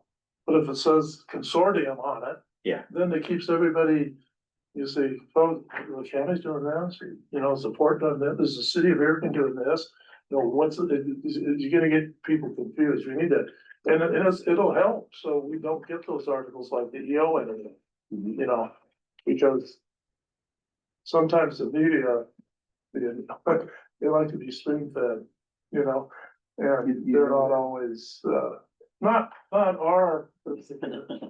Not me either, I'm retired, I took it over. But you know that from experience. No, they do, not spoon fed, I definitely do, it's, they need for you to give them the information, because they don't have a lot of time to do all the research, you know? And that's what disappointed me about the article is, I had sent them all of that. Yeah. And they didn't even use it. I have a question just about the Boardman rate study and the messaging on the cost of the water. So am I understanding that the plan is Boardman's putting together a rate study And then that rate study is going to communicate to the folks in West Glen what their water rates might be. This is what we need to, this is very important to get this nailed down, what this message is. So, and I think these things, Yeah.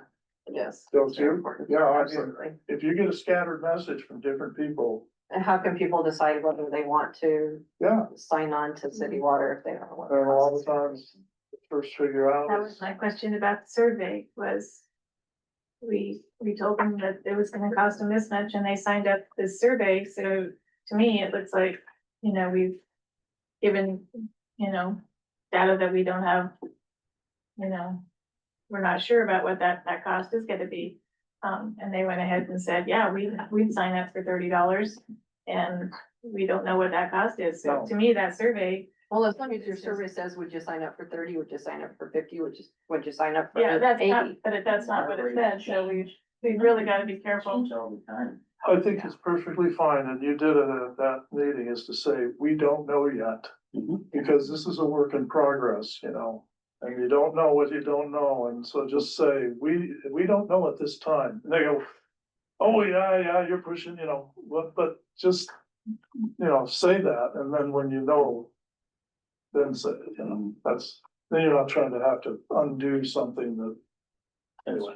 Cause I would think you don't really know what the water will cost until the engineers have done a lot of design.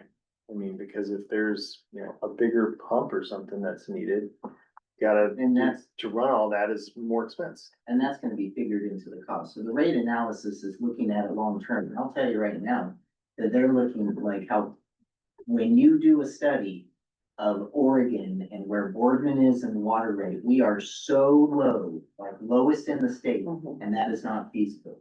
Now, that obviously needs to go to the council, and I even hesitate bringing it up in a council meeting because of what that will do to the community. The council does not like to raise rates, and they typically have not done that. And that's something I don't wanna necessarily go and pull out, like, hey, we just did this rate analysis, and then assume this is what's gonna happen, because that's not the case.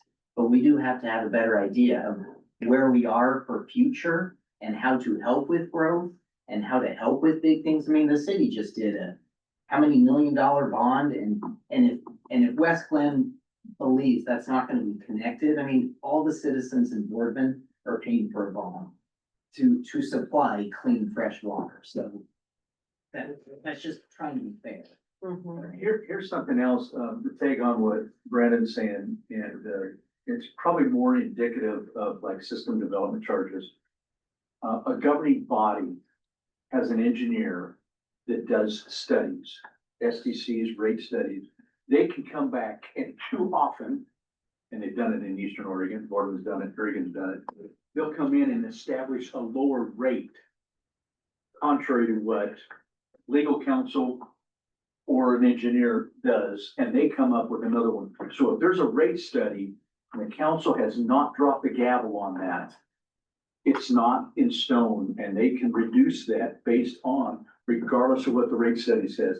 They're the governing body. They can choose to say, we're gonna suck it up and take some money from somewhere else, just like the state does, and the feds and taxes. So Well, we gotta be careful. Well, and we You don't got- like that to happen, but I know, I'm just we don't being wanna be in a cautious. scenario where, we make a decision that costs, some financing mechanism that costs a minimum Correct. rate in the state of Affordability rate. Oregon, and Yeah, affordability. and I know Anderson Perry works with the city of Boardman. We have our own. The city of Ione just did this, and I think they made it through that without triggering that minimum rate structure. we have at least, we got Aaron, Matt, and Brandon, who all work with city municipalities. His history is there too. They, I think, could be able to tell us, you've done a lot of water that has not been to consumer types. At what point is it safe to tell people, this is what we think, this is pretty close to what we think our water is gonna be? And I think you guys could answer that,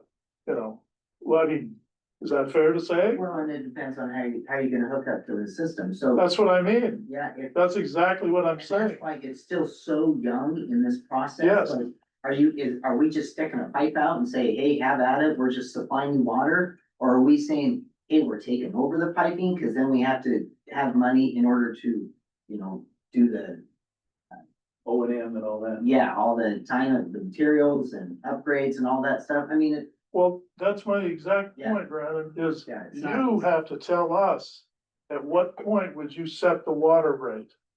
You know, so we would put that information out, or a pretty good, you know, range there, you know. How much information do you have to know? Because you are the cities. At what point would you feel good about putting it out to your citizens? What it's gonna cost? Well, Because we don't have that. so here's what I do, there's a rate study. And then there's a facility, master plan, which is for water. That's something totally different. That's what engineers look at, what it costs to run it. Rate study isn't always equate to that, because you gotta have both of them. And if you're just gonna go do a rate study, you can do it just like doing a job study, in, you know, what people are getting paid. That's totally different.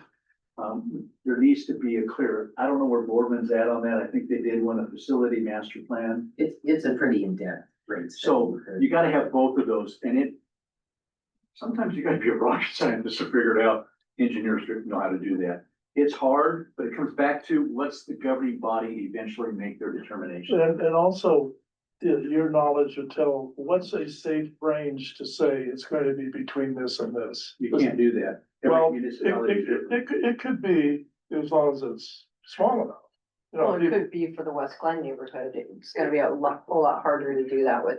That's Yeah, and I'm not saying hard, but at what, at what point would you feel safe coming or confident going to the public and saying it's going to be in this range without having like an $80, you know, Yeah. as narrow as possible, you know, and what would that range be? You see what I'm saying? I see what you're saying. I'd have So you don't have look to at it, say but until it's you have an different based exact. Geographic location. What's that? The cities haven't even voted on it. I mean, we Yeah. don't even, I mean, we've got managers talking, we don't have city councils talking.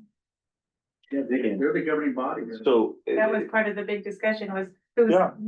when are these decisions and who's making, you know. They might kick it down the road till December. We don't know. We don't know what Boardman will do.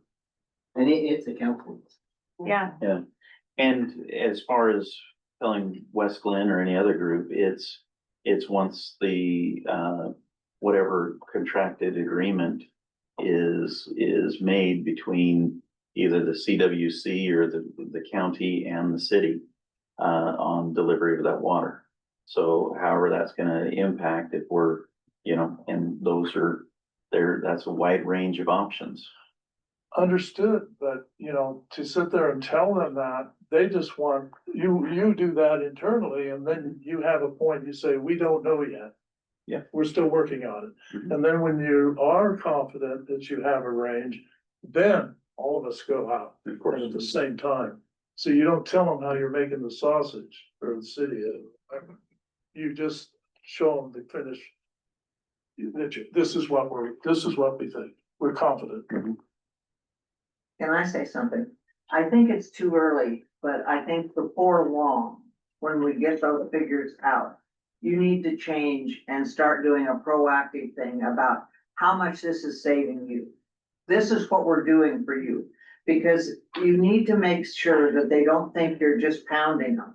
But when you're giving them a couple of $3,000 on your SDC charges that you're waiving, I'm giving you pipe in the ground, you know, I think we need to make sure that they understand that had we ignored this situation, we could have kicked this down the road another 50 years and not done anything. Sure. And I think that before long, we need to change this mentality about, you know, we're here to really help you. And these are the things that we are willing to give you for free now. And I'm not the advertising guru, but, you know. well, you have to There is contrast also- that with what the cost is to. Right. It's for not them just to do willing, something it's with their able, own wells, you know, right? what are you able to do? We have, you know, Yeah. a certain amount of resources to work with. So it's, you know. And You sure. you use the tools and the resources that you have available. I think kind of to your point of when can you know the number? It's about halfway through final design. So what's the project?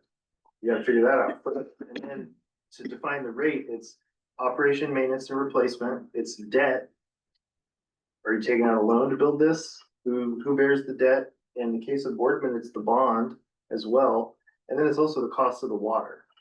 And the problem is all those variables depend on what's the project? What does the footprint of the system look like? How big is it? How small is it? Because the bigger it is, the more expensive it's all gonna be to run.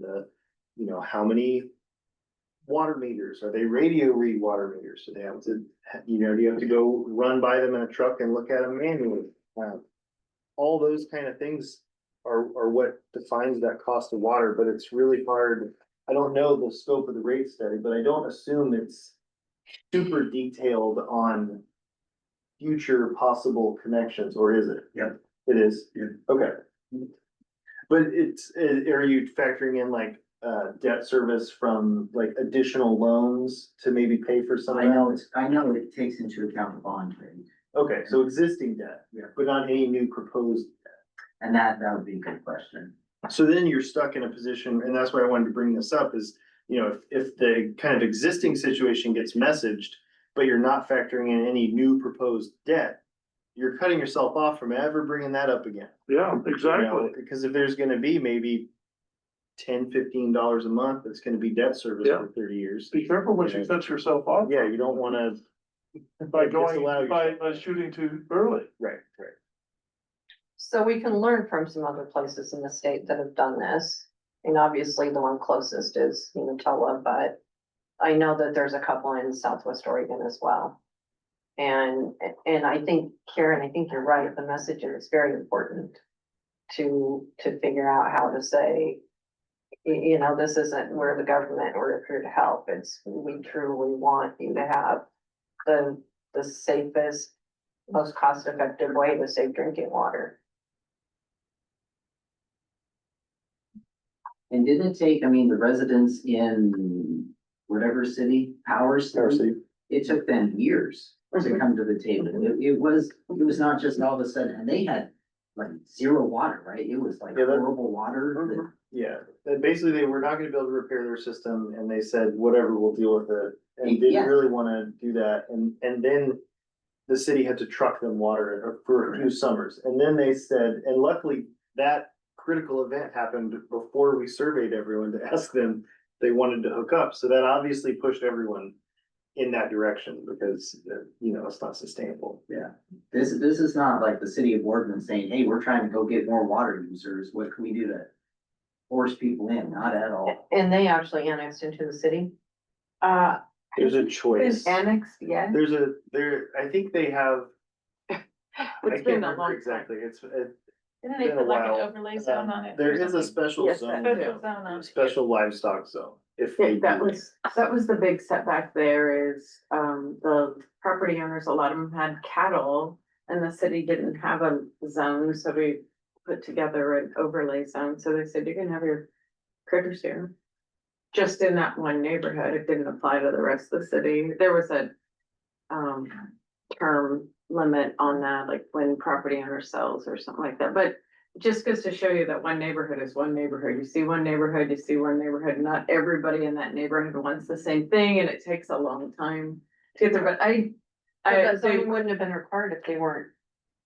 inside if the they city weren't limits. annexed, so I know they adopted overlay zone and applies in the urban growth boundary, and honestly, I don't know if it's been annexed, I could probably There's figure like it a out. double rate. I don't think they have to annex, but there's a double rate. If you haven't, and that's pretty typical, and people do not wanna hear that, but most cities, I mean, Matt's worked in lots of states, that's pretty typical to have 50% or more rate if you're not within the city limits. And Umatilla does that. They've got a lot of properties even along the river that aren't in the city and they charge double or Yeah. 50% more. Echo and Stanfield both double their out of city cost. And I think that's USDA's model too. Oh, that makes If sense. you're gonna too. borrow money or dig grant money and you're outside of the jurisdiction, You're gonna double it at least. But like you said, Boardman's water rates are the cheapest.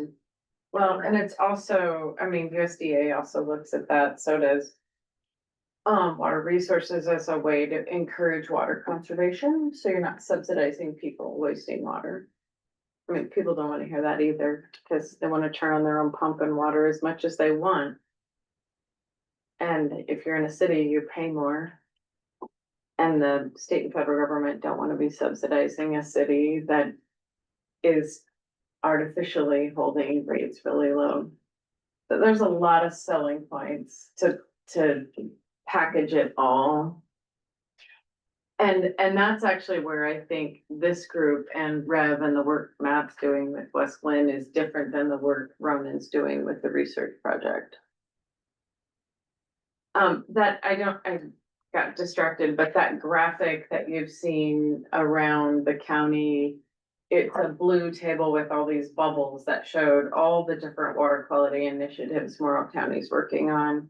And we updated that a couple of months ago, and that's some of the messaging, Commissioner, you're talking about is there's so many different things going on. Some is this group and some is county and some's the Love Loma, which is a really large area. I'm not so sure that the public needs to just, they just, their attention is not focused on this all the time, you know? That's right, yeah. So Yeah. it's our job to distill that down, and they don't have to know every single detail. It's just, how does it affect me? Sure. And that can come from this group, and the reason why is because of all the diverse people we have involved, Right. you know?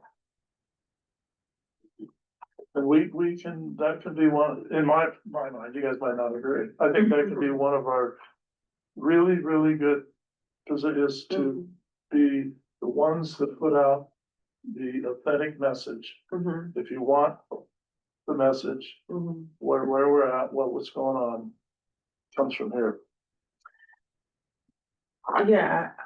Yeah, I'm looking for that graphic and I don't know who to do that. I know Matt has a lot on his plate and I feel like I do as well, but there are some tools.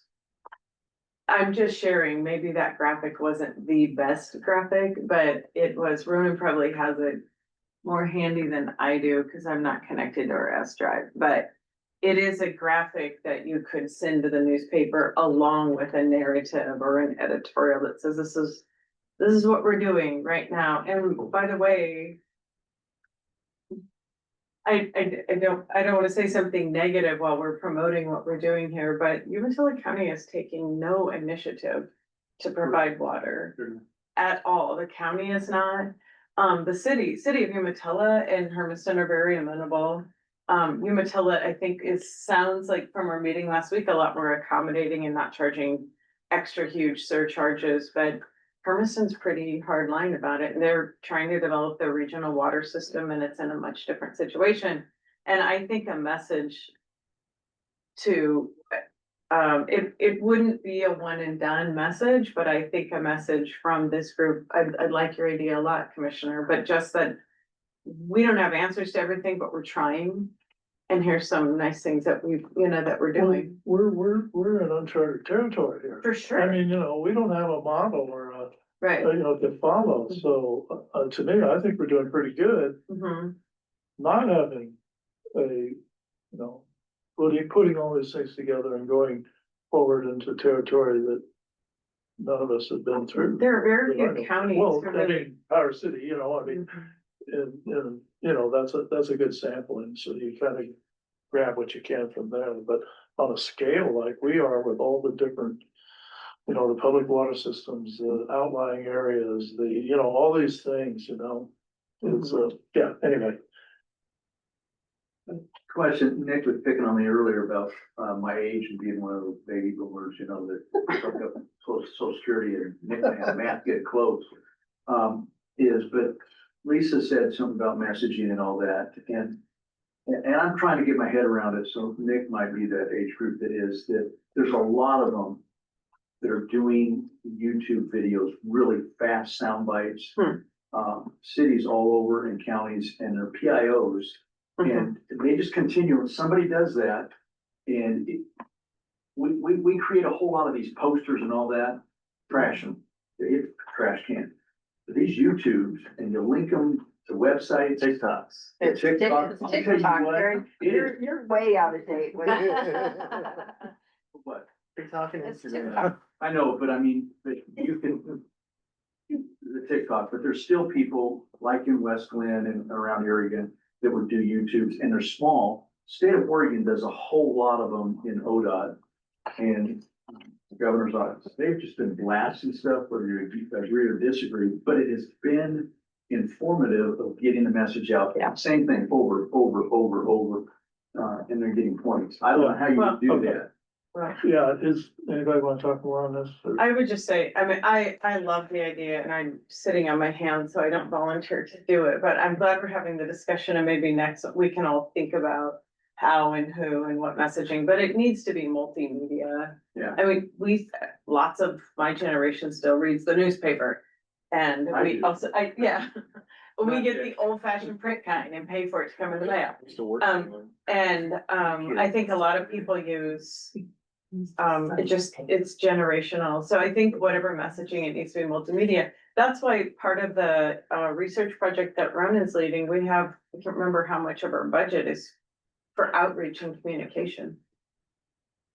What's do we have a person, and maybe Nick knows somebody, do we have a person that's working on that? Not for the consortium, we do for the roadmap project. And Water for Eastern Oregon, H2O has And I'm thinking, Justin Green. who see, to does bring that. this all together through this group, a person that can put together TikTok, identify, yeah, see, I'm looking at him because, you know, age groups, because, you know, you want to Yeah. get all of them, you know? Yeah, You know, maybe that's, you know, have you get your message and then figure out how to hit multiple or multi-layer age groups with that message, you know? Maybe we need somebody. If you guys need help making TikToks, we can help out. He has two staff. How about it, I mean, no, like, they're really good. Ian and Sarah are just, I actually have a I have to like a video producer guy that's working for me now, doing some stuff, not video stuff, he's writing grants, but that's his skill on. And then I've got Sarah, who's Matt, Yeah, who's, yeah. you know, plugged into all that. Uh-huh. More than me, I'm not a TikToker. No, I don't want the Chinese to have my page. that's right. Same. Okay. And also, you know, Mario, so he's on the chamber and he'd asked me, you know, if there's anything that he could help with, you know, he would be willing to help. So that is maybe something that we could ask him to do.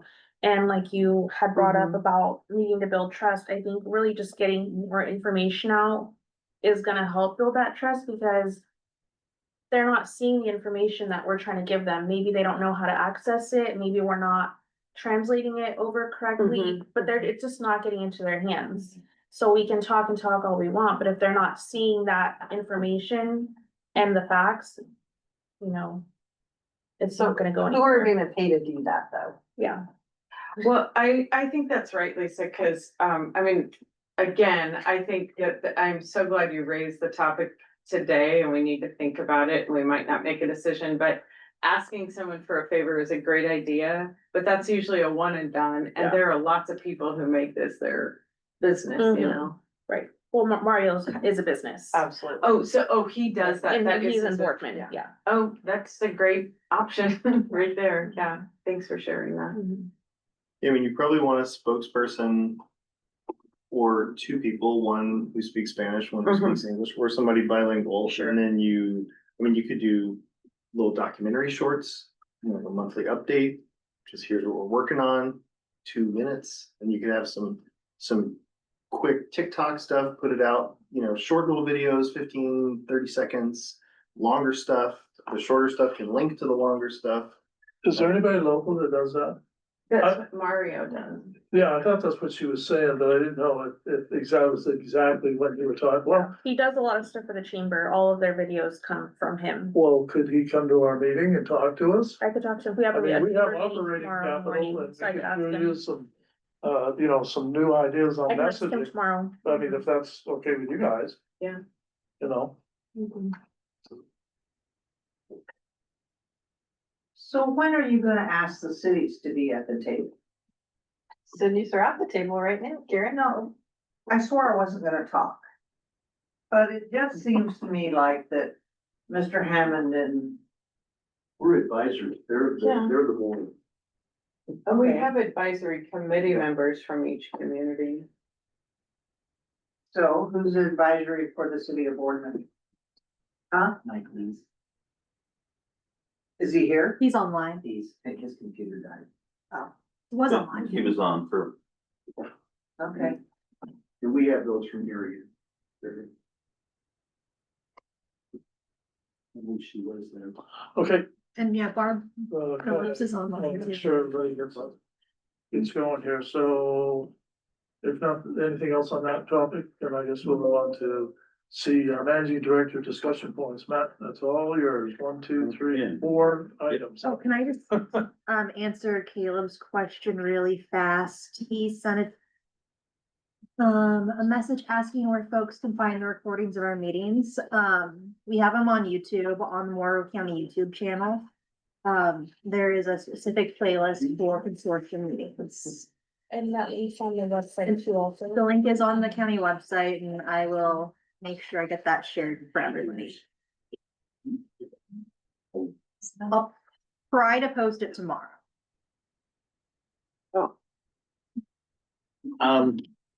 I wanted to bring before the board a couple updates on items. This is just a little type of spreadsheet based on the different revenues and funding that we have going towards the nitrate issue here in Morrow County. And just give a breakdown of kind of what it is. Of course, it started off with the congressional directed spending, phase 1, which is part of Ronan's contract and such going through there, $1.7 million between the two counties. The congressional directed spending phase 2, 1.32 million, which was the original scope was technical studies for extending public water systems around Boardman and Aragon. As I misspelled Aragon, sorry, Aaron. And then the Business Oregon Technical Feasibility Grant, as we discussed, $40,000 for total between two grants. Those are all through Morrow County. As you notice on the right side, the Clean Water Consortium, we have specific funds that are that have been dedicated to that. The biggest two are, of course, the $2.86 million from the 2025 Oregon Legislative Capital Request for infrastructure improvements to mitigate nitrate water issues in Lake Guama. This was specifically a project estimate for the West Glen community. And then we have $1.9 million, which has been allocated between CREZ 2 and CREZ 3 from their CDC funds, and then from the CREZ 3 community service funds.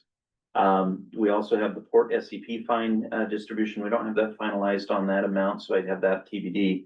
But as you can see, the Clean Water Consortium right now, we're looking at $4.8 million that has been cycled through by the state and local resources as we're coming through.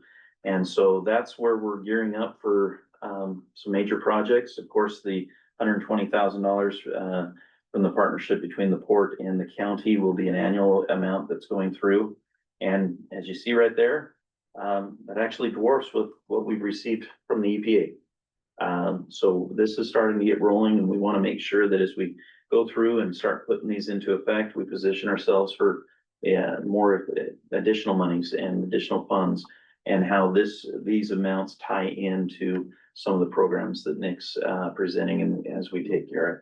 So I just wanted to give that as an overview. Definitely, you can see with the dates, we're definitely transitioning to Clean Water Consortium. While there might be some grants and other programs that have to go through the Morrow County as a qualified recipient, those should be earmarked and set up the Clean Water Consortium as a subrecipient, and we'll lead with that as we go forward. So that's kind of where we're at. I hadn't seen this in one place, and so I wanted to present that to this board, so just to have an understanding where it is. And if I'm missing any that you don't know about, would love to put that in. So that'd be. It's really great to see it in one place, and I can give you a slight update on the SEP money. Right now, the number's about $1.5 million.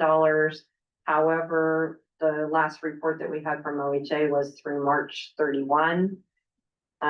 So I'll reach out to, OHA tomorrow and see if I can't get their numbers through June 30. Then we have to approve them, then DEQ has to approve them, so.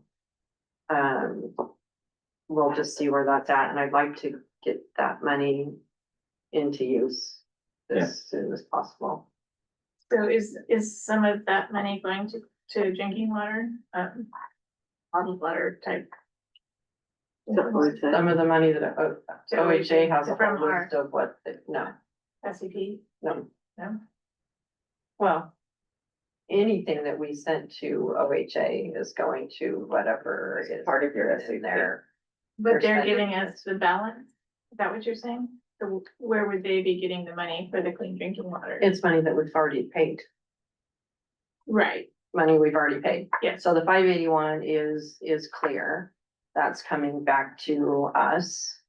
And at least 50% of the funds provided on the original agreement, which was $1.933 million. So we'll pay for services for treatment, maintenance, potable water provisioning and testing according to the OHA agreement. So we will be paying that. Is that what you just said? That's what money. OHA is But we are Distributing. taking their, we're taking over that fund, those funds in the consortium? this much of our money that we have paid in is going to be directed back to us for this project. So where do they get their money for the clean water then, for the drinking water? Bottled water, Well, say that. $1 million of it has come from us already. And After that, it's OHA's problem. they have a big budget. I mean, I think we learned in this legislative session how much more their budget it was than permanent transportation. They're the largest agency in the state of Oregon. So that money should have never Not our choice.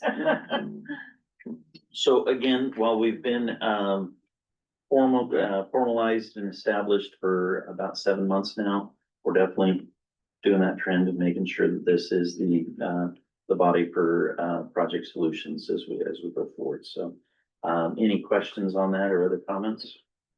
No, good job. Thank you for Good putting this job. together. It's nice to see it in the spot. Just wanted to give a quick update on Morrow County CDS Phase 2.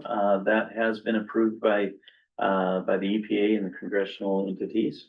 Aaron, if you want to just give a quick update on where it is now. It's sitting at EPA. We're waiting, from our engineer, to, give a statement of work that should be a budget so that we can go forward. And our engineer has hydrologists, which is good. And so one of the key things is that, in the Oregon area, we're gonna look at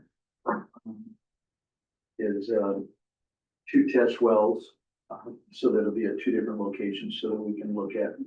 And then it'll, to be honest, as Nick pointed out, it's gonna take some time because they've got to evaluate it. They want to see the ebbs and flows by season, by weather, location and all that. So, and then they'll test multiple stuff. So we won't see that until it's done, but they're gonna do a lot of frequent stuff so that it can build some consistency, not only for quality, but also for quantity.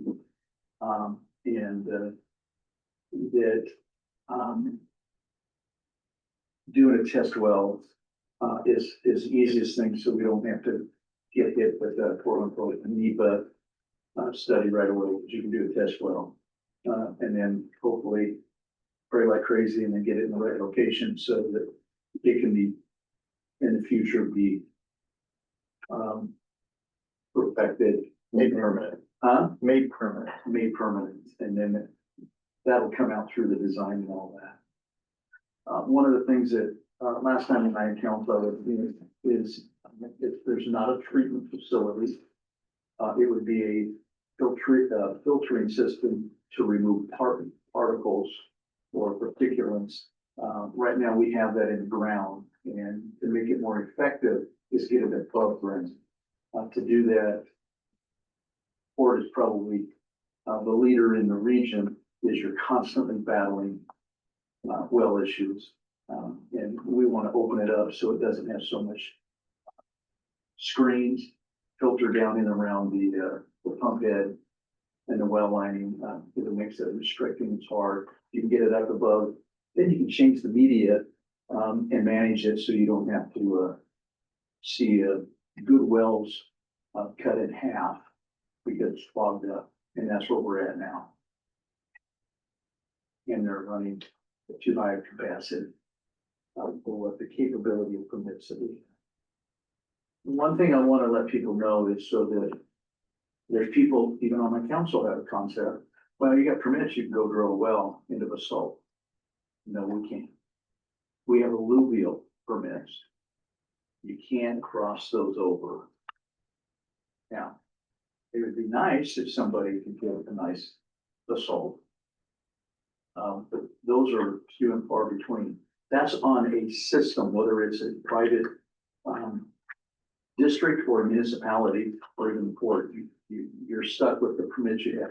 Private well owners are unpermitted. And some of those are in alluvials, some of them are in basalt, depends on how rich they are and how deep they want to go, 400, 500 feet to get into basalt. So we're in alluvials and we need to look at that. And that's what people are across the whole region. Majority even households are in alluvials. And it's sand in our region, and that's not always a healthy thing compared to basalt. And you gotta mitigate that. So hydrologists and engineers are gonna have to evaluate that. And that'll be, if you look at private wells, probably even the cost, what's it gonna look like? How you're gonna mitigate that, for a standalone system. And that'll be something you guys will have to look at that, because it will be more costly than just initially putting that well. Another thing that we're gonna evaluate is to look at not only the quantity, but the quality. We've already been, in discussion and looked at, what if you had to do a treatment, just like if you did it for a home, or reverse osmosis, and you put that on a district or a municipality, it is fiscally unsustainable. You cannot get there. For the chemical that we're dealing with, called nitrate. It's not a good thing, folks. So one of the things is that we want to look at is how we can move water without sucking too hard. Because when you suck harder, basically you make that pull hard in the aquifer. You're pulling dirt out from in that vein where it is. The nitrates are in dirt. Just remember that. So, as an example, when we do and see high density begin to happen in development areas, you got more wells sucking water out of the same aquifer. They're all vying for that water, let alone the farmers and all that. It's not a good thing for our environment. And we need to look at that. And so they're going to look at that as they analyze it. So that not only do we get good quality, but we get quantity so that we're not sucking, as an example, a milkshake that's frozen and trying to get stuff out of that milkshake, and you can. So what Boardman is using that CDS fund is not to drill a new well? Oh, I mean, Irrigan, sorry, I meant Irrigan, the We CDS. gotta do test wells first. We gotta do Okay. that. That's what that Phase one transfer, is test well, phase two is, distribution improvements. and you'll do all of that with 1.3 Oh, million? This isn't even drilled at all. Let's doesn't get any of that done. To drill a well, you're looking at a well in excess of $1 million. But we could do probably, one well, so you multiply that by two, probably for about 150,000 to do a test well. That's about a 6-inch. For a 6-inch, so they can know what's in there and then they monitor it to make sure. As an example, why they need to monitor it is because the water levels and the tables change based on season. And what do I mean by that? As As districts and municipalities, when you go to test, OHA always says, test it usually after the growth season, after the harvest season, when you get into late October to November, because the rains that came and it stirs up or water dilutes the pollution, and you get better test results. They tell that to all of us. Now, do all of us across the state do that? No. Do we in the region? Yes. And so we gotta watch for that. That help, Emma, is we're gonna do some test well, and then they have to design it. What's it look like, recommendation.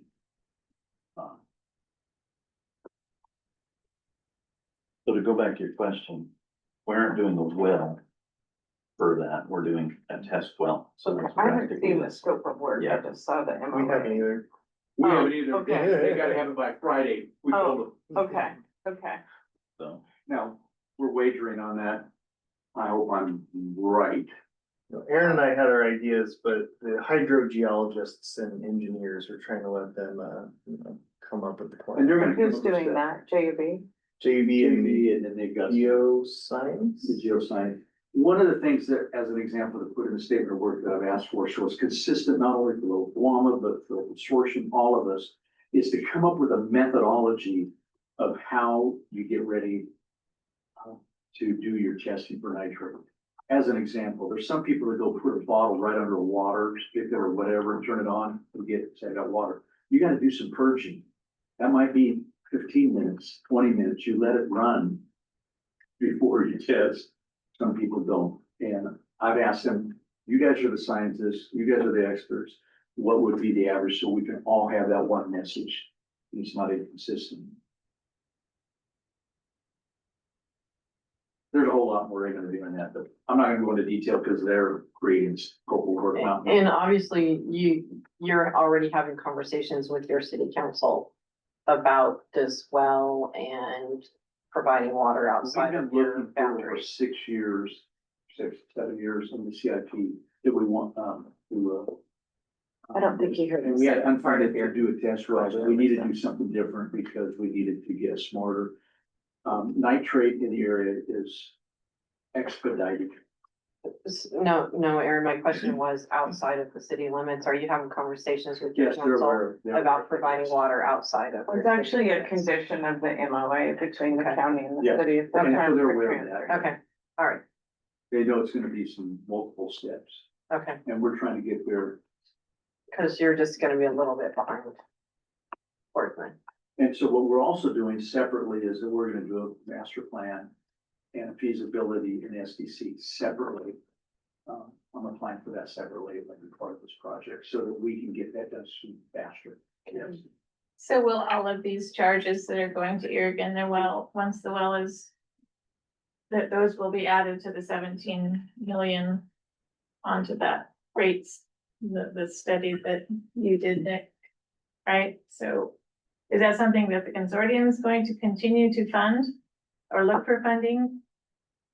Because is that something that's gonna go on to the Irrigan side of that funding? So I guess the question on the effect of this project on the 17 million is probably more likely that out of this project comes something that is right sized for the city of Irrigan. Right, is, okay, this is how much water we found, this is the volume of water we can get from this. Here's all the upgrades we need to provide more water. And then, because it will be a city system, what can the city apply for with funding, right? And then so maybe they're not block grant eligible, well, that, reduces the options. So that's, I think, how it will end up shaking out is we'll do all this work on the front end, and then part of this work will be to start scoping out the extensions, into these other areas. And then also right sizing that for how many homes can be served by this water, how many homes can be served in phase one. Maybe it's multiple phases to go and construct, and every year or two, we're going back to the state legislature and the federal legislature and asking for another $2 million and another $2 million, and then you keep laying the pipes until you get to the end, and it will So probably this- take a while. This scope will really build on what HDR's already done for the roadmap project, cause that was really kind of a little bit more than back of the napkin and just potential routing for extension of water. Yeah, compared to what we had originally written this application for phase two, what we have scoped out for Irrigan will get us way further than that. I mean, really, what HDR and GSI have already done is what we considered this money for, which was like the 5% conceptual designs. Huh. Then to engage with the cities, that's already happening, Mhm. you know, so we didn't need to do more of that. We needed to take that next step in the overall process. So that's more money on top of what we're asking for as well. Is that calculated into the? That's in here. That you're gonna, it's in there. That's in here. Yeah, that's in it. here. No, is it in here? No, I mean, I think. Oh, That's No, what I'm that's saying. still designed, that's not. That's still, you know, less than 5%, it's all wish. Now, so for Kelly on her question, so when I do the separate thing of our water master plan, there probably will be looking at some of those lines that HBR and GSI have done that are probably out of whack. They're gonna look, and that's not some of that 1.3 million. I'm gonna do that separately to say, how is some of that main line? As an example, some of them, they said, we need a 12-inch. I'm not an expert, but I'm going, no way, that's way overkill. It might only be an 8-inch. So the engineers in the facility master plan will do that. That will give us some of that leg separately, so that as it pushes, because we need to look at not only what we're serving in the facility master plan currently in fixing lines that we have, but also what's going to go into the UGP. That's part of what's in that 20-year in that facility master plan. And And Aaron, are you looking at the locations with the highest densities to move on to city system and obviously targeting that first, or I guess we still need to think about all those outliers that could be done another way. and some of those outliers that the consortium is going to have to look at that are farther out, like, Depot lane. Which we need to keep, we need yeah, to, there's one we need one those that's tracks to really be high. going. That's on Depot Lane. That's way out, way in the south. That's of where the the worst of the water is. So you gotta look at Yeah, that. it's concentrated. And where's that going? I've just pulled out and commented earlier about the line because it's between our schools and it's a small line, and it was jury rigged how previous building official and predecessor got it in there, and it should not have been. And now we're gonna build a new school. And honestly, it doesn't have fire flow strength. So I've already went down that road to say, we've got to get it designed, we've got to get it upgraded. It's in that piece, and that's where I'm saying the dollar shut off, because I know what I need to do. To get that adequate, which would still be aligned with the last and that down. Okay. But yeah, as far as the 17 million, and if Roman's still on, there's probably a lot of costs that are not reflected. Yeah. Like the final design engineering, the construction engineering, resident project representative, test wells. The 17 million assumes that the city has enough water to provide. That was my places. question, Yeah. was. Yeah. When do we add that back in there, because that 17 just jumped up, just from what Aaron said, to another, at least 5. Yeah, it's not. Maybe. That's assuming the water Maybe more. supply. Mhm. Because Okay, right now, that's we could, important. if we spent that 17 million, they couldn't provide water. Right. for it. Right, that's right, yeah. And in all likelihood, the project is, 90% chance it's not gonna be a $17 million project. It's going to be a much smaller project. That's phase one of what could be a 17 to $25 million, 15-year long plan. Pick those little bites, as Lisa said. We just have to be patient to get that list, right? It took 10 years to get water to Power City, and we're starting construction this fall. So, We don't all have 10 years. well, We need- congratulations. We need guys. to get done. I'll still want be to here. get So that's a kind of an update on the CDS phase two. Any other questions or? Thank you. The other two, budget, we had some snafus with our scheduling, mine and Kevin's, and So we're just gonna have that, for the next one. One thing I do, just from this conversation, we'll make sure we add in some consideration for outreach and communication and that, so, into the budget as we build that out. There's a little bit, but we'll beef that up more so. Jumping back, the West Glen question, and this month, I mean, if we want to discuss further, I know we've been here for almost 2.5 hours. But this is kind of the question that, we've had this feasibility study that's been a big thing. We've pushed for the funding through the Oregon State Legislature. We really got to look at and see what's the plan to take it to the next level. Feasibility study, it's a good start in outreach and to a degree, but how do we how do we tackle this issue and approach it so we don't take 10 years to get a solution done? I mean, this funding, whether it's SEP or even the Oregon State stuff, that's gonna be coming available very soon. And we need to work out an effort to make sure that we're reaching out, that it's not top down, but that it's showing interaction and buy-in to a degree where we aren't just laying pipe in the ground and no one's connecting because they just decide not to. That would be a Pyrrhic victory in my consideration. And we've got, and that will be a message in the next feasibility community outreach meeting. Is this is the last of these meetings, but it's just the start of this process. And so I'd really like to just ask the board to kind of think of that. You know, I'm gonna reach out before our next meeting is the Clean Water Consortium to some of the areas down in Southwest Oregon that have expanded beyond cities and the county's been involved, just to get some feedback on how they interacted with those public groups and the residents in general, and getting that buy-in finally. I mean, special districts, it's easy, it's an election. I don't know if that's the direction we want to go with here.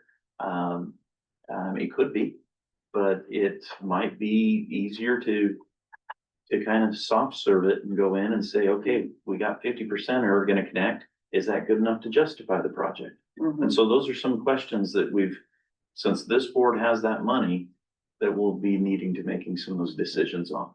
Also, one of the reasons why I put this money in, with the budget, I will likely be proposing a project manager or someone who can bird dog this or, we've got, $5-6 million of stuff, and that's gonna be a good part-time job in and of itself to make sure we stay on track with things like that.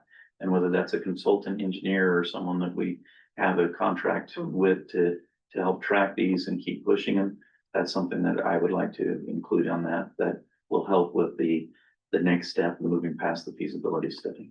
So I just wanted to bring that up as, just to make you aware of that, ask for your consideration and thoughts as we move forward, and whether that's just a more fleshed out discussion at the next meeting, or if there's any thoughts now, would love to hear. I think on the project manager, we've talked about that from the get-go. Yeah. And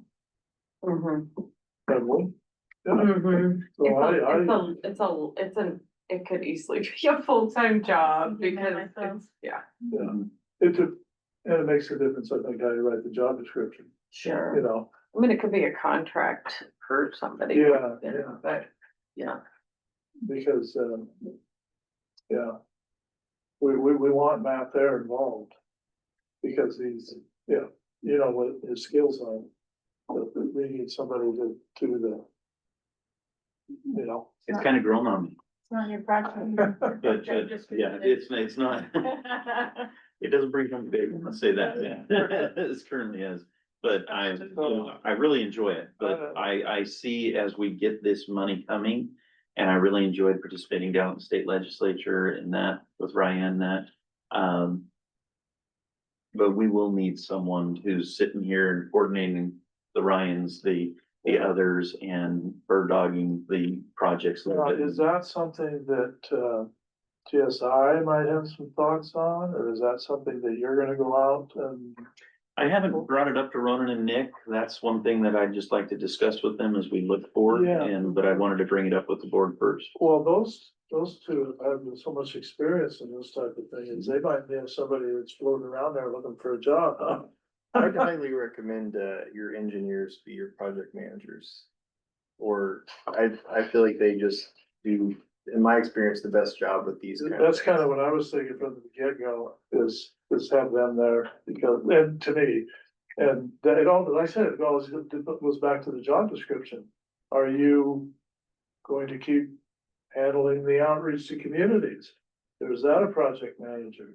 I don't look at that as a project manager myself.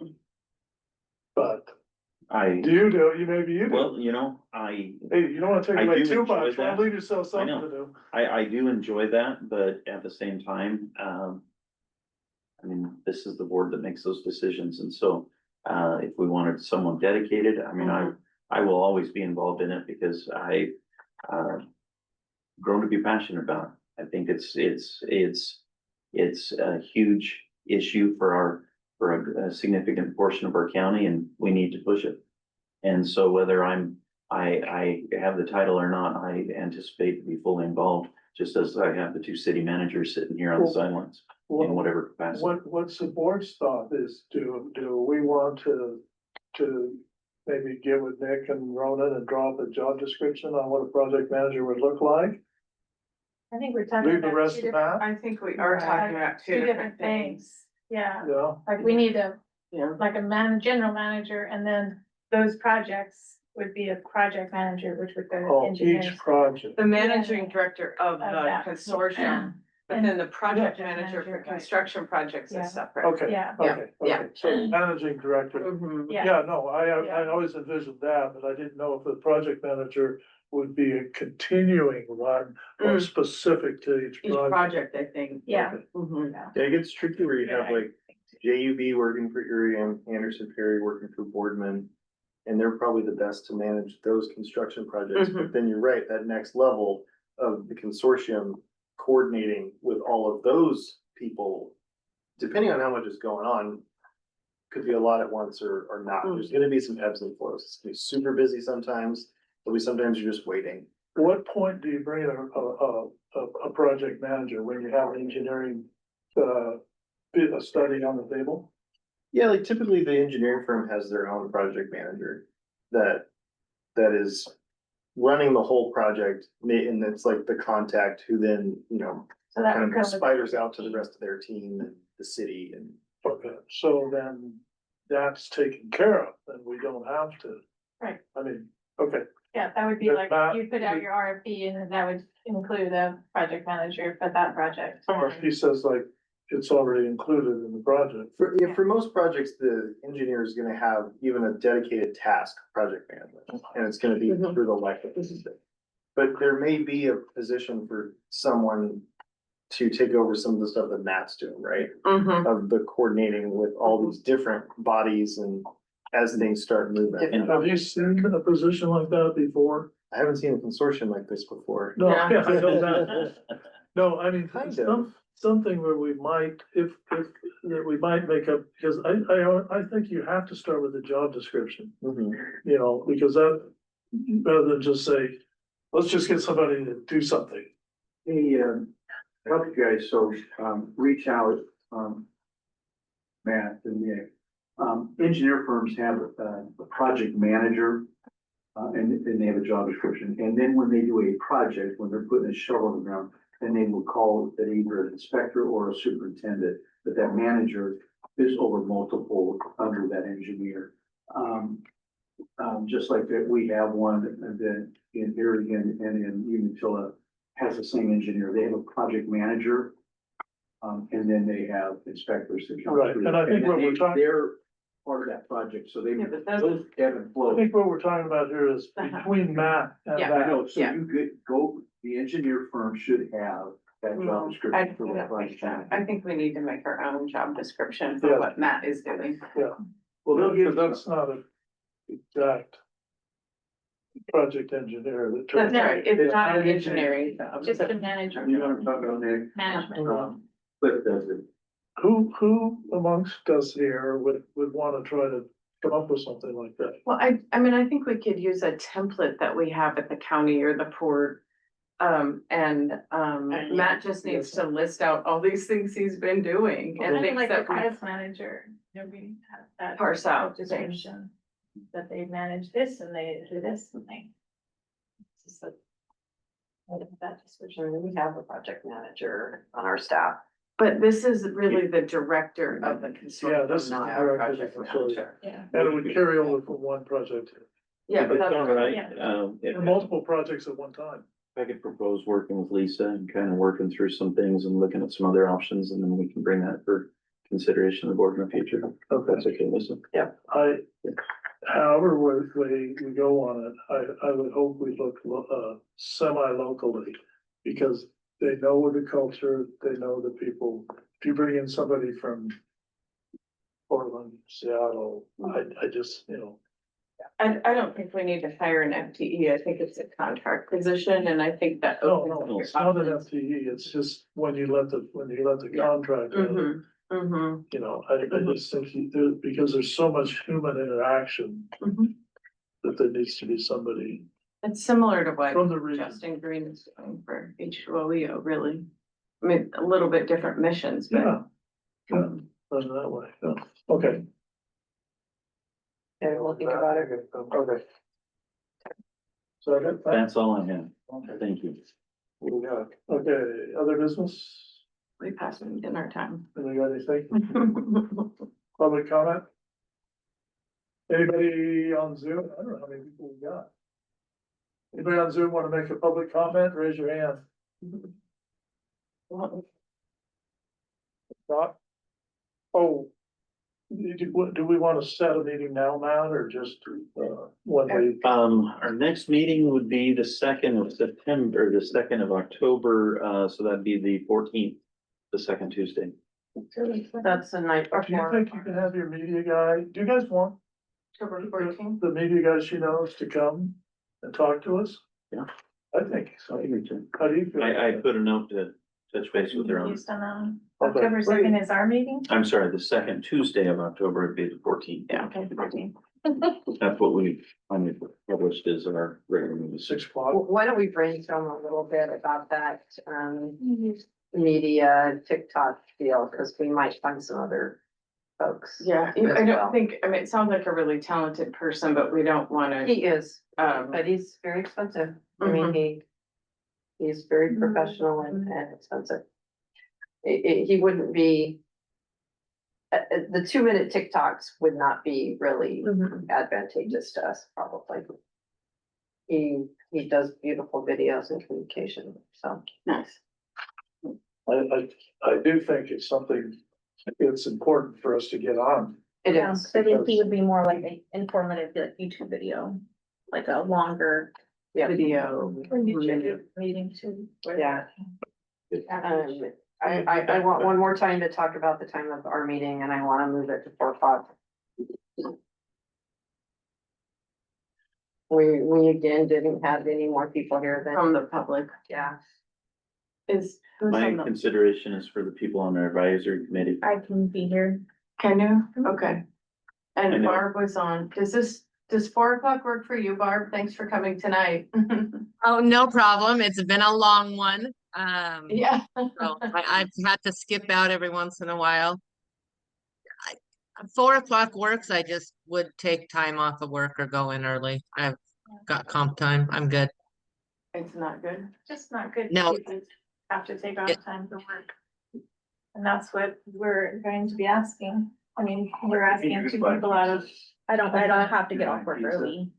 Dude, I'm kidding. It's not a bad idea. Some of us Why are not? angry. I wouldn't complain. Sit on some pizza. 5 o'clock. I would rather have 4 o'clock than, stay up until 9 o'clock in a meeting. So I agree, but Most of us have meetings throughout the rest of the week. I know every second Monday I have a board meeting, so, you know, it's meeting Mhm. night after meeting night, so I just as soon go early on the second one. What if I mean, we went from 1 o'clock in the afternoon to 6 o'clock at night. What if I sent out an email, Valerie and I can coordinate an email to the advisory committee and just kind of get a Oh, nice, to see what little works for them. sampling, seeing if 4 o'clock would work. Cause this I is mean, normally because looking, you thank you four- for coming, but Seem flexible either way, but Mhm. I think it's the advisory that's the. Right.